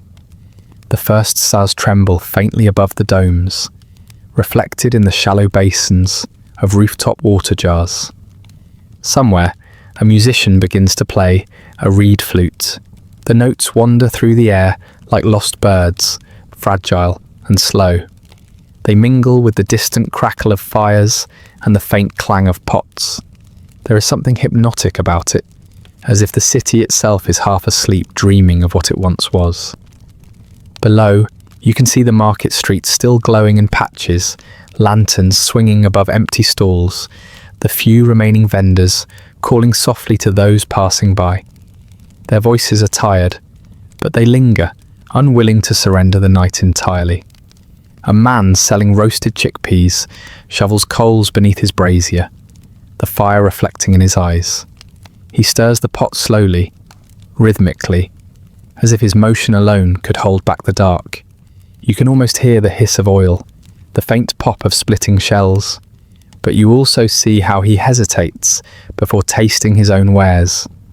The rhythm of life persists, though it trembles now on thinner air. Cairo continues to eat, to trade, to laugh, but quieter. You notice how no one shares from the same plate anymore, how the bowls are smaller, the portions cautious. Even the flies, ever faithful companions of the city streets, seem fewer tonight, circling without conviction in the cooling breeze. From this height, you can trace the lines of the old city walls, half buried, half broken, their stones swallowed by newer houses and forgotten gardens. Once, they held the city in place. Now they merely suggest boundaries that no one remembers. It's easy to imagine how the world beyond must look. Endless sand, dry and waiting. You think of the traders who still come through the gates each morning, bringing dates and grain, fish and figs. How the city depends on their journeys, though each one carries stories, rumours, and sometimes worse. Disease travels like spice, hidden in sacks, in breath, in touch. And yet, commerce never stops. It cannot. A flock of pigeons bursts from a nearby dome, startled by something unseen.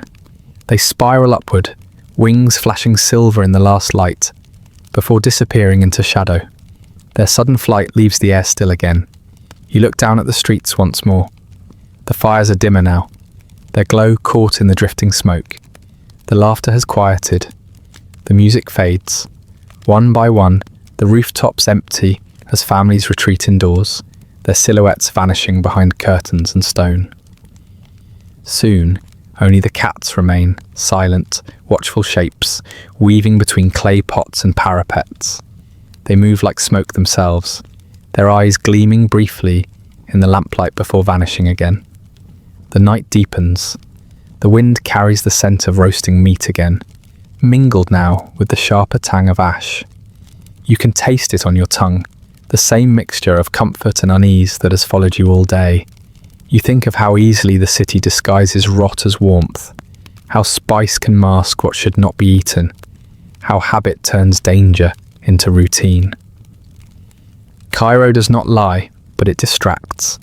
Its beauty is always slightly too bright, its flavours too rich, its stories too eager to be told. The danger is not in what it hides, but in how gently it does so. How every smell, every sound, every glimmer invites you closer until you forget to be wary. You sit on the edge of the roof, watching the last traces of daylight disappear behind the western domes. The horizon glows faintly red before surrendering to night. A single star hangs above the tallest minaret, trembling in the heat that still rises from the stones. The boy with the tray returns, his glasses now empty, the tea long gone cold. He nods politely as he passes, his footsteps soft against the clay. Somewhere below, a dog barks once, then stops. The world settles again into silence. You breathe deeply, and the city breathes with you. The air carries everything: smoke, spice, the faint echo of laughter, and the shadow of what is coming. In the hush between one breath and the next, you feel Cairo itself holding still, poised between beauty and rot, life and the memory of it. The rooftops glow faintly under the rising moon, their edges soft as dreams. You close your eyes, and for a moment the city feels endless, eternal as the river, unknowable as the sand. But when you open them again, you notice something different. The smoke rising from the street below is thicker now, darker, carrying a scent that no spice can disguise. It drifts upward, slow and patient, until it touches the air where you sit. It smells of heat and meat and something else, something too quiet to name. The stars shimmer above the minarets. The city holds its breath, and you sit in the gathering twilight, knowing, without words, that beneath all this beauty, something is already beginning to rot. The city exhales as night descends. You find yourself drawn back toward the river, that slow, dark pulse that has carried Cairo's secrets for more than 1,000 years. The streets you walked by daylight now seem gentler. Their noise dissolved into murmurs. The lamps burn low, their light shivering on clay walls, and the air, though still warm, feels tender against your skin. The market's chaos has ebbed into silence, but its ghost lingers. You can almost hear it still. The clang of the butcher's cleaver, the hiss of oil meeting dough, the chorus of bargaining voices that made the day vibrate with life. Now, only a few shadows remain, men closing their stalls, sweeping the dust that never truly leaves. Even in this calm, the scent of the city hangs thick. Charcoal, fat, the faint sweetness of spice spilled from a merchant's careless hand. It's all there, softened by the cool breath of the night. You walk slower now. Each step feels unhurried, as though time itself has learned to rest. The moon rises over the domes and minarets, its pale light brushing the city like a blessing. Cats dart between the stones, chasing ghosts of scraps that will never be found. Somewhere, a muezzin's voice rises, not the call to prayer this time, but a song, private and quiet, that drifts from a rooftop where someone cannot sleep. You follow the sound until it fades, and then there is only the Nile again. The river spreads before you like a vast mirror, trembling with reflected stars. It smells of silt and life, and everything that has ever passed through it. Boats move gently on its surface, their silhouettes soft against the horizon. Somewhere, a fisherman hums to himself, his lantern swaying in rhythm with the water. You stop and watch the city from the riverbank. In the dim light, Cairo no longer feels like the roaring labyrinth it was in daylight. It seems smaller, almost fragile, an intricate creature finally at rest. And yet beneath the stillness, you sense the quiet machinery of survival continuing. Fires still smoulder in hidden courtyards. Bakers prepare the dough for dawn. A water seller, unable to sleep, fills his jars from a cracked clay pot. Life in this city never fully ends. It only folds into softer rhythms. You sit on a low stone near the water's edge. The stone is cool, worn smooth by generations who sat before you. Perhaps they too came seeking something. A moment of calm, a breath of understanding, a way to listen to what the city never says aloud. Across the water, a distant glow marks the other shore. The palaces are quiet now, their fountains stilled. Yet the same river that nourishes their gardens also feeds the alleys where beggars sleep. The same water that cools the wealthy's wine also washes the butcher's hands. The Nile does not judge. It gives and it takes in equal measure. You think of the food you saw today, the meat sizzling in the streets, the glistening bread passed from one hand to another, the colours of spice piled high like desert sand. Each taste was an invitation, each scent a promise. And yet beneath it all, there was always a quiet uncertainty, an unseen layer of risk, born not from malice but from the way life was lived. The cook who sells a bowl of stew has no choice but to draw water from the river. The butcher cannot stop the flies, nor the baker the dust that drifts into his flour. Every meal is a negotiation between need and trust, hunger and hazard. The night air moves, carrying the faintest trace of smoke from the city. It smells familiar now, less foreign. You breathe it in, and it feels like a story closing on itself. A story that began in noise and ends in quiet understanding. You realise that regret, the kind promised in the title of a tale like this, isn't just about sickness or fear. It's about the tenderness that comes with seeing clearly. Once you've seen how everything connects, the river, the bread, the hands that prepare it, you can never taste it the same way again. The water glimmers, a breeze touches the surface and makes the stars ripple. You lean back and let your eyes wander across the skyline. The city's outline is softened now, its towers and domes melting into shadow. The sounds are hushed, only the whisper of the river remains. Even the animals are still. Somewhere, far off, a donkey brays once and falls silent. You close your eyes, and the warmth of the day replays in fragments. The crowd, the laughter, the calls of vendors offering sweetness and salt. You see faces lit by firelight, hands busy with knives and ladles. You hear the splash of water poured from clay jars, the faint buzzing of flies circling the promise of a meal. And then it all blurs, fading into the slow rhythm of your breath. The city feels like it's breathing with you.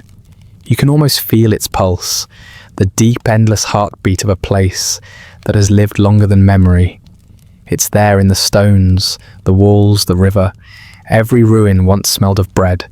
Every courtyard once echoed with laughter and trade. Every quiet corner held someone's story. You open your eyes again, and the moon has climbed higher. Its reflection trembles on the water like a secret trying to surface. The breeze cools your face, and you realize how much of the day has settled into you. The dust, the heat, the voices, they've left a residue, faint but enduring. You can taste it in the back of your throat, a blend of spice and smoke and history itself. It's strange how something as ordinary as hunger can lead you here to the edge of understanding. To see that food in a city like this was never just food. It was faith, commerce and survival. It was art and illness, generosity and deception bound together. Every meal carried the weight of countless hands, each adding something unseen. And in the quiet of this night you understand, it wasn't the danger that made it unforgettable. It was the fragile beauty of people living, cooking, sharing despite it. The river moves beside you, carrying the night toward morning. Somewhere, the first hint of dawn is beginning to pale the horizon. You know that soon the city will stir again, the fires will be rekindled, the shouts of merchants will rise, and the scent of bread will drift once more through the streets. Life will return, and the cycle will begin again. You rise, brushing the dust from your hands. The stone beneath you keeps its coolness, holding the memory of your rest. You take one last look at the river. It glimmers faintly now, as if acknowledging your thoughts. As you walk back toward the sleeping city, the stars begin to fade. The rooftops catch the first light, and a soft mist clings to the alleyways. You hear the distant sound of a rooster, a cartwheel, a child's laughter in the dark. Cairo wakes as it always does, without apology, without pause. You smile faintly. Somewhere, a baker is kneading the dough that will feed another day's hunger. Somewhere, a water seller is dipping his cup into the river again. The lesson you've learned tonight lingers, not in fear, but in reverence. For every imperfect bite, every tainted drop, every meal shared despite the odds. The city teaches softly, not through its grandeur, but through its persistence. And as the dawn unfolds over the Nile, you finally understand why some stories must be whispered slowly, why some meals, no matter how inviting, are better left untasted. Because in the heart of Cairo, every taste is a memory, and every memory is alive. And tonight, as the gentle light gathers above the minarets, you let that memory rest with you, warm, imperfect, and endlessly human. The city has long since gone to sleep. The fires of the street cooks have dimmed, leaving only thin threads of smoke curling toward the stars. The scent of spice and ash still lingers, a ghost. Of cumin, of meat, of something both tempting and dangerous. Somewhere, the Nile moves in the dark, slow and certain, carrying away the day's secrets. You stand at its edge, the night cool against your skin. The markets are empty now. The laughter, the hunger, the fever, they've all faded into memory, but their echoes remain, woven into the stones beneath your feet. Cairo breathes on, ancient and unbothered, teaching the same quiet lesson it always has, that beauty and decay often share the same table, and even the sweetest bite can hide a shadow. And though centuries have passed, the story endures, not in recipes or ruins, but in the eternal caution that lingers whenever we trust what's handed to us from unknown hands.